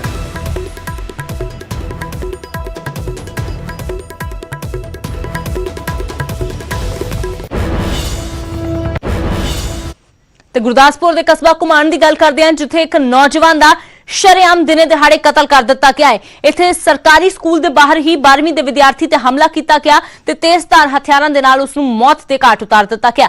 ਪੇਪਰ ਦੇ ਕੇ ਆਪਣੇ ਭਰਾ ਦੇ ਨਾਲ ਸਕੂਲ ਤੋਂ ਬਾਹਰ ਆ ਰਿਹਾ ਸੀ ਸਿਮਰਨਜੀਤ ਕਿ ਅਚਾਨਕ ਇਸ ਦੌਰਾਨ ਮੋਟਰਸਾਈਕਲ ਤੇ ਆਏ ਬਦਮਾਸ਼ਾਂ ਦੇ ਵੱਲੋਂ ਤੇਜ਼ਧਾਰ ਹਥਿਆਰ ਨਾਲ ਸਿਮਰਨਜੀਤ ਤੇ ਵਾਰ ਕੀਤਾ ਜਾਂਦਾ ਹੈ। ਸਿਮਰਨਜੀਤ ਦਾ ਭਰਾ ਮੌਕੇ ਤੋਂ ਭੱਜ ਕੇ ਆਪਣੀ ਜਾਨ ਬਚਾਉਂਦਾ ਹੈ, ਪਰ ਜਦੋਂ ਸਿਮਰਨਜੀਤ ਨੂੰ ਹਸਪਤਾਲ ਲਿਜਾਇਆ ਜਾਂਦਾ ਤਾਂ ਉੱਥੇ ਉਸ ਦੀ ਜਾਨ ਚਲੀ ਜਾਂਦੀ ਹੈ। ਪੂਰਾ ਮਾਮਲਾ ਜ਼ਮੀਨੀ ਵਿਵਾਦ ਦੇ ਨਾਲ ਜੁੜਿਆ ਦੱਸਿਆ ਜਾ ਰਿਹਾ ਹੈ ਤੇ ਫਿਲਹਾਲ ਪੁਲਿਸ ਮਾਮਲੇ ਦੀ ਅੱਗੇ ਦੀ ਤਫਤੀਸ਼ ਕਰ ਰਹੀ ਹੈ। ਗੁਰਦਾਸਪੁਰ ਵਿੱਚ ਸ਼ਰੇਆਮ ਗੁੰਡਾਗਰਦੀ, ਸਕੂਲ ਦੇ ਬਾਹਰ ਲਹਿਰਾਏ ਹਥਿਆਰ, 12ਵੀਂ ਦੇ ਵਿਦਿਆਰਥੀ ਦੇ ਕਤਲ ਨੂੰ ਦਿੱਤਾ ਗਿਆ ਅੰਜਾਮ। ਇਹ ਸੀਸੀਟੀਵੀ ਫੁਟੇਜ ਘੁੰਮਣ ਦੇ ਸਰਕਾਰੀ ਸਕੂਲ ਦੀ ਹੈ, ਜਿੱਥੇ ਪੇਪਰ ਦੇ ਕੇ ਨਿਕਲੇ 12ਵੀਂ ਦੇ ਇੱਕ ਵਿਦਿਆਰਥੀ ਤੇ ਉੱਥੇ ਮੌਜੂਦ ਕੁਝ ਨੌਜਵਾਨਾਂ ਨੇ ਤੇਜ਼ਧਾਰ ਹਥਿਆਰ ਦੇ ਨਾਲ ਹਮਲਾ ਕਰ ਦਿੱਤਾ। ਹਮਲਾਵਰ ਮੌਕੇ ਤੋਂ ਫਰਾਰ ਹੋ ਗਏ, ਜਿਸ ਤੋਂ ਬਾਅਦ ਗੰਭੀਰ ਹਾਲਤ ਦੇ ਵਿੱਚ ਇਸ ਵਿਦਿਆਰਥੀ ਨੂੰ ਹਸਪਤਾਲ ਪਹੁੰਚਾਇਆ ਗਿਆ, ਲੇਕਿਨ ਉਸਨੇ ਰਾਹ ਦੇ ਵਿੱਚ ਹੀ ਦਮ ਤੋੜ ਦਿੱਤਾ। ਫਿਲਹਾਲ ਪੁਲਿਸ ਮੁਲਜ਼ਮਾਂ ਨੂੰ ਛੇਤੀ ਗ੍ਰਿਫਤਾਰ ਕਰਨ ਦਾ ਦਾਅਵਾ ਕਰ ਰਹੀ ਹੈ। ਇਹਨਾਂ ਦਾ ਹੀ ਝਗੜਾ, ਇਹਨਾਂ ਦੇ ਗੁਆਂਢੀ ਰਹਿੰਦੇ ਜਰਮਨਪ੍ਰੀਤ ਤੇ ਹਰਮਨਪ੍ਰੀਤ ਨਾਲ ਕੋਈ ਝਗੜਾ ਸੀ, ਕਿਸੇ ਗੱਲ ਤੋਂ, ਕੋਈ ਪਲਾਟ ਦੇ ਕਬਜ਼ੇ ਤੋਂ ਝਗੜਾ ਸੀ। ਪਹਿਲਾਂ ਪਰਚਾ ਵੀ ਦਰਜ ਹੋਇਆ। ਉਹਦੇ ਸੰਬੰਧ ਵਿੱਚ ਅੱਜ ਇਹ ਜਿਹੜਾ ਆਪਣਾ ਸਿਮਰਨਪ੍ਰੀਤ ਹੈ, ਇਹ ਪਰਚਾ ਦੇ ਕੇ ਨਿਕਲਿਆ ਸੀ ਤੇ ਜਿਹੜੇ ਇਹ ਦੋ ਆਪਣੇ ਅਕਿਊਜ਼ ਨੇ ਉਹਨਾਂ ਨੇ ਇਹਨੂੰ ਦਾਤਰ ਮਾਰ ਕੇ ਜ਼ਖਮੀ ਕਰਤਾ ਤੇ ਜਿਹਦੀ ਕਿ ਜਦ ਇਹਨਾਂ ਦਾ ਰਸਤੇ 'ਚ ਮੌਤ ਹੋ ਗਈ ਹੈ ਤੇ ਅਸੀਂ ਜਿਹੜੀ ਡੈੱਡ ਬੋਡੀ ਨੂੰ ਕਬਜ਼ੇ 'ਚ ਲੈ ਕੇ ਉਹਦੀ ਇਨਵੈਸਟੀਗੇਸ਼ਨ ਸ਼ੁਰੂ ਕਰ ਲਈ ਹੈ। ਸਿਮਰਨਜੀਤ ਆਪਣੇ ਭਰਾ ਦੇ ਨਾਲ ਸਕੂਲ ਤੋਂ ਪੇਪਰ ਦੇ ਕੇ ਨਿਕਲਿਆ ਸੀ। ਇਸ ਗੱਲ ਤੋਂ ਬੇਖਬਰ ਕਿ ਬਾਹਰ ਖੜੇ ਕੁਝ ਮੁੰਡਿਆਂ ਨੇ ਮੌਤ ਬਣ ਕੇ ਉਸ ਦੇ ਸਿਰ ਤੇ ਵਰਨਾ ਹੈ। ਸਕੂਲ ਗੇਟ ਤੋਂ ਬਾਹਰ ਨਿਕਲਦੇ ਹੀ ਉੱਥੇ ਖੜੇ ਕੁਝ ਨੌਜਵਾਨਾਂ ਨੇ ਉਸ ਤੇ ਚਾਕੂ ਦੇ ਨਾਲ ਤਾਬੜਤੋੜ ਹਮਲਾ ਸ਼ੁਰੂ ਕਰ ਦਿੱਤਾ ਔਰ ਫਿਰ ਗੰਭੀਰ ਹਾਲਤ ਦੇ ਵਿੱਚ ਉਸ ਨੂੰ ਛੱਡ ਕੇ ਫਰਾਰ ਹੋ ਗਏ। ਇਸ ਵਾਰਦਾਤ ਤੋਂ ਬਾਅਦ ਵਿਦਿਆਰਥੀਆਂ ਦੇ ਵਿੱਚ ਦਹਿਸ਼ਤ ਦਾ ਮਾਹੌਲ ਹੈ। ਪੁਲਿਸ ਦੇ ਮੁਤਾਬਿਕ ਜ਼ਮੀਨੀ ਵਿਵਾਦ ਦੇ ਕਰਕੇ ਦੋ ਪਰਿਵਾਰਾਂ ਦੇ ਵਿੱਚ ਆਪਸੀ ਰੰਜਿਸ਼ ਸੀ ਔਰ ਮਾਮਲੇ ਦੀ ਸ਼ਿਕਾਇਤ ਫਿਲਹਾਲ ਪੁਲਿਸ ਨੂੰ ਦਿੱਤੀ ਗਈ ਹੈ। बहरहाल इस वारदात तो बाद पुलिस ते सवाल जरूर खड़े हो रहे ने कि आखिर कानून व्यवस्था दी कदों तक धज्जियां उड़दियां रहणगियां। गुरदासपुर तो बिशंबर बिट्टू, न्यूज़ 18 पंजाब। ਘਰਾਂ ਦੇ ਵਿੱਚ ਨਤਮਸਤਕ ਹੋਣ ਦੇ ਲਈ ਸੰਗਤ ਪਹੁੰਚ ਰਹੀ ਹੈ ਕਿਉਂਕਿ ਇਸ ਤਿਉਹਾਰ ਦਾ ਧਾਰਮਿਕ ਮਹੱਤਵ ਹੈ ਬਹੁਤ ਜ਼ਿਆਦਾ। ਤੇ ਦੂਜੇ ਪਾਸੇ ਬਸੰਤ ਪੰਚਮੀ ਦੇ ਮੌਕੇ ਪਤੰਗਬਾਜ਼ੀ ਦਾ ਖੁਮਾਰ ਵੀ ਨੌਜਵਾਨਾਂ ਦੇ ਵਿੱਚ ਨਜ਼ਰ ਆ ਰਿਹਾ ਹੈ। ਆਸਮਾਨ ਦੇ ਵਿੱਚ ਨਜ਼ਰ ਆ ਰਹੀਆਂ ਨੇ ਰੰਗ ਬਰੰਗੀਆਂ ਪਤੰਗਾਂ ਤੇ ਇਸ ਵਾਰ ਕਿਸਾਨੀ ਅੰਦੋਲਨ ਦੇ ਨਾਲ ਜੁੜੀਆਂ ਪਤੰਗਾਂ ਵੀ ਬਾਜ਼ਾਰ ਦੇ ਵਿੱਚ ਵਿਕ ਰਹੀਆਂ ਨੇ। ਦੋ ਤਸਵੀਰਾਂ ਤੁਹਾਨੂੰ ਦਿਖਾ ਰਹੇ ਹਾਂ। ਪਹਿਲੀ ਤਸਵੀਰ ਗੁਰਦੁਆਰਾ ਛਾਟਾ ਸਾਹਿਬ ਦੀ ਹੈ ਜਿੱਥੇ ਵੱਡੀ ਗਿਣਤੀ ਵਿੱਚ ਅੱਜ ਸੰਗਤ ਨਤਮਸਤਕ ਹੋਣ ਦੇ ਲਈ ਪਹੁੰਚਦੀ ਹੈ ਤੇ ਦੂਜੇ ਪਾਸੇ ਪਤੰਗਬਾਜ਼ੀ ਦਾ ਵੀ ਜੋ ਨੌਜਵਾਨਾਂ ਦੇ ਵਿੱਚ ਜੋਸ਼ ਨਜ਼ਰ ਆ ਰਿਹਾ ਹੈ। आसमान दे विच रंग बिरंगियां पतंगां जो उड़दियां होईयां नजर आ रही ने। तां बसंत पंचमी दा त्योहार मनाया जा रहा है। बसंत दे मौके ते फिलहाल किस तरह दी रौनकां ने सीधा रुख करदे हां। सूरज पान साडे सहयोगी जुड़े हुए ने बठिंडा तो। तां सूरज कहंदे ने कि आई बसंत पाला उड़ंत, सर्दी चली जाती है बसंत दे आउण दे नाल ही, पर पतंगबाजी नूं लैके एक नौजवानां दे विच बहुत उत्साह हुंदा है बसंत दा। फिलहाल किस तरह दा माहौल है? बिल्कुल बठिंडा ਦੀਆਂ ਤਸਵੀਰਾਂ ਤੁਹਾਨੂੰ ਦਿਖਾਦੇ ਆ ਲਾਈਵ ਕਿ ਕਿਸ ਤਰ੍ਹਾਂ ਦਾ ਨਜ਼ਾਰਾ ਅਸਮਾਨ ਤੇ ਤੁਹਾਨੂੰ ਨਜ਼ਰ ਆ ਰਿਹਾ। ਤਸਵੀਰਾਂ ਤੁਸੀਂ ਵੇਖ ਸਕਦੇ ਹੋ ਕਿ ਤਸਵੀਰਾਂ ਦੇ ਵਿੱਚ ਨੌਜਵਾਨ ਨੇ ਜਿਹੜੇ ਉਹ ਡੀਜੇ ਲਾ ਕੇ ਡੀਜੇ ਥਿਰਕਦੇ ਹੋਏ ਨਜ਼ਰ ਆ ਰਹੇ ਨੇ ਔਰ ਪਤੰਗਬਾਜ਼ੀ ਕਰਦੇ ਨਜ਼ਰ ਆ ਰਹੇ ਨੇ। ਅਸਮਾਨ ਦੀ ਵੀ ਤੁਹਾਨੂੰ ਨਜ਼ਰ ਦਿਖਾਵਾਂ। ਅਸਮਾਨ ਦੇ ਉੱਪਰ ਵੀ ਜਿਸ ਪਾਸੇ ਤੁਸੀਂ ਨਜ਼ਰ ਮਾਰੋਗੇ ਤੁਹਾਨੂੰ ਪਤੰਗਾਂ ਗੁੱਡੀਆਂ ਉੜਦੀਆਂ ਹੋਈਆਂ ਨਜ਼ਰ ਆਉਣਗੀਆਂ ਕਿਉਂਕਿ ਕਾਫੀ ਟਾਈਮ ਤੋਂ ਇਹ ਨੌਜਵਾਨ ਨੇ ਜਿਹੜੇ ਇਹਦੀ ਜਿਹੜੀ ਬੇਸਬਰੀ ਦੇ ਨਾਲ ਇੰਤਜ਼ਾਰ ਹੁੰਦਾ ਹੈ ਇਸ ਤਿਉਹਾਰ ਦਾ। ਤਾਂ ਕਰਕੇ ਪਤੰਗਾਂ ਤੁਸੀਂ ਵੇਖ ਸਕਦੇ ਹੋ ਕਿ ਪਹਿਲਾਂ ਤੋਂ ਇਹਨਾਂ ਨੇ ਇਕੱਠੀਆਂ ਕੀਤੀਆਂ ਹੋਈਆਂ ਨੇ। ਵੱਡੀ ਗਿਣਤੀ ਵਿੱਚ ਪਤੰਗਾਂ ਨੇ ਜਿਹੜੀਆਂ ਇਹ ਪਹਿਲਾਂ ਹੀ ਲਿਆ ਕੇ ਰੱਖ ਲੈਂਦੇ ਨੇ ਤੇ ਉਸ ਤੋਂ ਬਾਅਦ ਅੱਜ ਪੂਰਾ ਦਿਨ ਅਸਮਾਨ ਤੇ ਇਹਨਾਂ ਦੀ ਨਜ਼ਰ ਰਹਿੰਦੀ ਹੈ। ਤਸਵੀਰਾਂ ਤੁਹਾਨੂੰ ਬਠਿੰਡਾ ਤੋਂ ਦਿਖਾ ਰਹੇ ਕਿਸ ਤਰ੍ਹਾਂ ਪਤੰਗਬਾਜ਼ੀ ਦਾ ਲੁਤਫ ਲੈਂਦੇ ਹੋਏ ਲੋਕ ਨਜ਼ਰ ਆ ਰਹੇ ਨੇ। ਹਾਲਾਂਕਿ ਚਾਈਨਾ ਡੋਰ ਨੂੰ ਲੈ ਕੇ ਵੀ ਸਵਾਲ ਖੜੇ ਹੋ ਰਹੇ ਸੀ ਕਿ ਇਸ ਤਰ੍ਹਾਂ ਦੀ ਡੋਰ ਹੈ ਜਿਸ ਦੇ ਨਾਲ ਗਲ ਵਗੈਰਾ ਕੱਟਿਆ ਜਾਂਦਾ। ਆਪਾਂ ਲੋਕਾਂ ਨਾਲ ਗੱਲਬਾਤ ਕਰਨ ਦੀ ਕੋਸ਼ਿਸ਼ ਕਰਦੇ ਹਾਂ। ਭਾਜੀ ਕਿੰਨਾ ਬੇਸਬਰੀ ਦਾ ਇੰਤਜ਼ਾਰ ਹੁੰਦਾ ਅੱਜ ਦੇ ਦਿਨ ਦਾ, ਕਿੰਨਾ ਇੰਤਜ਼ਾਰ ਹੁੰਦਾ? ਬਹੁਤ ਜ਼ਿਆਦਾ ਜੀ। ਇਹਦੇ ਤਿਉਹਾਰ ਦਾ ਕਿਸੇ ਦੇ ਹੋਰ ਇੰਤਜ਼ਾਰ ਨਹੀਂ ਕਰਦੇ ਜਿੰਨਾ ਅਸੀਂ ਬਸੰਤ ਕਰਦੇ ਹਾਂ। ਬਸ ਸਵੇਰੇ 4 ਵਜੇ ਦਾ ਇੰਤਜ਼ਾਰ ਕਰਦੇ ਹਾਂ ਵੀ ਕਦੋਂ ਸਵੇਰੇ 4 ਵਜਣਗੇ ਅਸੀਂ ਪਤੰਗ ਚੜਾਈਏ। ਤੇ ਇਸ ਤੋਂ ਉੱਚੀ ਥਾਂ ਹੋਰ ਲੱਭੀ ਹੈ ਨਾ, ਹਲੇ ਚੁਬਾਰੇ ਤੇ ਖੜਿਆ। ਅਸੀਂ ਚਾਹੁੰਦੇ ਵੀ ਇਸ ਤੋਂ ਵੀ ਉੱਚੀ ਥਾਂ ਕੋਈ ਹੋਰ ਮਿਲ ਜੇ ਜਿੱਥੇ ਪਤੰਗ ਕਹਿ ਰਹੇ ਕਿ ਹਾਈਟ ਸਾਨੂੰ ਚਾਹੀਦੀ ਹੈ, ਉੱਚੀ ਥਾਂ ਵੇਖਦੇ ਹੋਰ ਨੌਜਵਾਨਾਂ ਨਾਲ ਗੱਲ ਕਰਦੇ ਹਾਂ। ਬਾਈ ਜੀ ਕਿੰਨਾ ਇੰਤਜ਼ਾਰ ਹੁੰਦਾ ਅੱਜ ਦੇ ਦਿਨ ਦਾ, ਕਿੰਨੀ ਬੇਸਬਰੀ ਨਾਲ ਪਤੰਗਾਂ ਤੁਸੀਂ ਇਕੱਠੀਆਂ ਕੀਤੀਆਂ ਕੋਠੇ ਤੇ ਖੜੇ ਹੋ? ਇਸ ਗੱਲ ਦਾ ਬਹੁਤ ਪਹਿਲੇ ਤੋਂ ਇੰਤਜ਼ਾਰ ਹੁੰਦਾ ਜੀ। ਸਵੇਰੇ 5 ਵਜੇ ਤੋਂ ਲੱਗੇ ਹੋਏ ਜੀ, 10-11 ਵੱਜ ਚੁੱਕੇ ਨੇ। ਸ਼ਾਮ ਦੇ 6-7 ਤੱਕ ਉਡਾਉਣੀ ਪਤੰਗ ਜੀ। ਤੁਹਾਡੇ ਵੀਰ ਕਿੰਨੀਆਂ ਪਤੰਗਾਂ ਲੈ ਕੇ ਆਏ, ਕਿੰਨੀਆਂ ਹੋਰ ਉਡਾਉਣੀਆਂ, ਕੌਣ ਦੇ ਲੱਗੇ ਹੋ ਤੁਸੀਂ? ਬਾਈ ਜੀ 300 ਕੁ ਪਤੰਗਾਂ ਲੈ ਆਏ ਯਾਰ, ਬਾਕੀ ਦੇਖੋ ਜਿੰਨੇ ਉੱਡ ਗਈਆਂ ਬਾਕੀ ਪਾੜ ਦਾਂਗੇ। ਕਿੰਨਾ ਕਿ ਇੰਤਜ਼ਾਰ ਹੁੰਦਾ ਅੱਜ ਦੇ ਦਿਨ ਦਾ, ਪਤੰਗਾਂ ਤੁਸੀਂ ਲੈ ਕੇ ਆਏ ਹੋ ਘਰ ਤੇ ਛੋਟੇ ਤੇ ਖੜੇ ਹੋ? ਹਰ ਦਿਨ ਇੰਤਜ਼ਾਰ ਰਹਿੰਦਾ ਜੀ। ਪਤੰਗ ਵਾਵਾ ਲੈ ਆਏ 150 ਪਤੰਗ ਲੈ ਕੇ ਆਏ ਸੀਗੇ ਅਸੀਂ। ਬਿਲਕੁਲ ਨੌਜਵਾਨ ਕਹਿ ਰਹੇ ਨੇ ਕਿ ਸਵੇਰ ਤੋਂ ਲੱਗੇ ਹੋਏ ਨੇ ਪਤੰਗਾਂ। ਤੁਸੀਂ ਦਿਖਾ ਸਕਦੇ ਆ ਕਿ ਇਕੱਠੀਆਂ ਕੀਤੀਆਂ ਨੇ 300 ਪਤੰਗੇ। ਨੌਜਵਾਨ ਕਹਿ ਰਹੇ ਕਿ 300 ਪਤੰਗ ਮੈਂ ਲੈ ਕੇ ਆਏਗਾ ਔਰ ਇਸੇ ਤਰ੍ਹਾਂ ਦਾ ਨਜ਼ਾਰਾ ਤੁਹਾਨੂੰ ਅਸਮਾਨ ਤੇ ਦਿਖਾਉਣ ਦੀ ਕੋਸ਼ਿਸ਼ ਕਰਦੇ ਹਾਂ। ਅਸੀਂ ਕਿਲੇ ਦੀ ਬੈਕ ਸਾਈਡ ਦੇ ਉੱਪਰ ਖੜੇ ਹਾਂ, ਤੁਹਾਨੂੰ ਤਸਵੀਰਾਂ ਦਿਖਾ ਰਹੇ ਹਾਂ ਕਿ ਕਿਸ ਤਰ੍ਹਾਂ ਅਲੱਗ-ਅਲੱਗ ਛੱਤਾਂ ਦੇ ਉੱਪਰ ਕੋਠਿਆਂ ਦੇ ਉੱਪਰ ਡੀਜੇ ਲੱਗੇ ਹੋਏ ਨੇ। ਕੀ ਬੱਚੇ ਕੀ ਬਜ਼ੁਰਗ ਹਰ ਉਮਰ ਦੇ ਜਿਹੜੇ ਲੋਕ ਨੇ ਉਹ ਕਿਤੇ ਨਾ ਕਿਤੇ ਜਾ ਕੇ ਪਤੰਗਬਾਜ਼ੀ ਕਰਦੇ ਨਜ਼ਰ ਆ ਰਹੇ ਨੇ ਔਰ ਖਾਸ ਤੌਰ ਤੇ ਜਿਸ ਤਰ੍ਹਾਂ ਕਿ ਚਾਈਨਾ ਡੋਰ ਦੀ ਮੈਂ ਗੱਲ ਕਰ ਰਿਹਾ ਸੀ ਕਿ ਚਾਈਨਾ ਡੋਰ ਦੇ ਨਾਲ ਗਲੇ ਕੱਟੇ ਜਾਂਦੇ ਨੇ ਤੇ ਨਿਊਜ਼ 18 ਵੀ ਇਹ ਅਪੀਲ ਕਰਦਾ ਕਿ ਇਸ ਤਰ੍ਹਾਂ ਦੀ ਚਾਈਨਾ ਡੋਰ ਤੋਂ ਬਚਿਆ ਜਾਵੇ ਤੇ ਨਾਰਮਲ ਡੋਰ ਦੇ ਨਾਲ ਹੀ ਪਤੰਗਬਾਜ਼ੀ ਕੀਤੀ ਜਾਵੇ। ਬਿਲਕੁਲ ਸੂਰਜ, ਤਵਾਕੇ ਦੇ ਵਿੱਚ ਉਤਸ਼ਾਹ ਜੋ ਹੈ ਸਾਫ਼ ਤੌਰ ਤੇ ਨੌਜਵਾਨਾਂ ਦੇ ਵਿੱਚ ਨਜ਼ਰ ਆ ਰਿਹਾ। ਬੇਸਬਰੀ ਦੇ ਨਾਲ ਇੰਤਜ਼ਾਰ ਬਸੰਤ ਪੰਚਮੀ ਦਾ ਕੀਤਾ ਜਾਂਦਾ ਹੈ। ਸ਼ੁਕਰੀਆ ਫਿਲਹਾਲ ਇਹ ਤਸਵੀਰਾਂ ਦਰਸ਼ਕਾਂ ਦੇ ਨਾਲ ਸਾਂਝੀਆਂ ਕਰਨ ਦੇ ਲਈ ਤੇ ਇਸ तमाम ਜਾਣਕਾਰੀ ਦੇ ਲਈ। ਤਸਵੀਰਾਂ ਤੁਸੀਂ ਬਠਿੰਡਾ ਦੀਆਂ ਦੇਖੀਆਂ, ਛੱਤਾਂ ਤੇ ਚੜ੍ਹ ਕੇ ਨੌਜਵਾਨ ਪਤੰਗਬਾਜ਼ੀ ਦਾ ਜੋ ਮਜ਼ਾ ਲੈ ਰਹੇ ਨੇ ਤੇ ਨਾਲ ਹੀ ਨਾਲ ਡੀਜੇ ਸਾਫ਼ ਤੌਰ ਤੇ ਨਜ਼ਰ ਆ ਰਹੇ ਨੇ, ਕਿਉਂਕਿ ਬਹੁਤ ਇੰਤਜ਼ਾਰ ਹੁੰਦਾ ਹੈ ਲੋਹੜੀ ਤੋਂ ਬਾਅਦ ਬਸੰਤ ਪੰਚਮੀ ਦਾ, ਕਿਉਂਕਿ ਇਹੀ ਇੱਕ ਮੌਕਾ ਹੁੰਦਾ ਹੈ ਜਦੋਂ ਆਸਮਾਨ ਦੇ ਵਿੱਚ ਰੰਗ ਬਰੰਗੀਆਂ ਪਤੰਗਾਂ ਉੱਡਦੀਆਂ ਹੋਈਆਂ ਨਜ਼ਰ ਆਉਂਦੀਆਂ ਨੇ।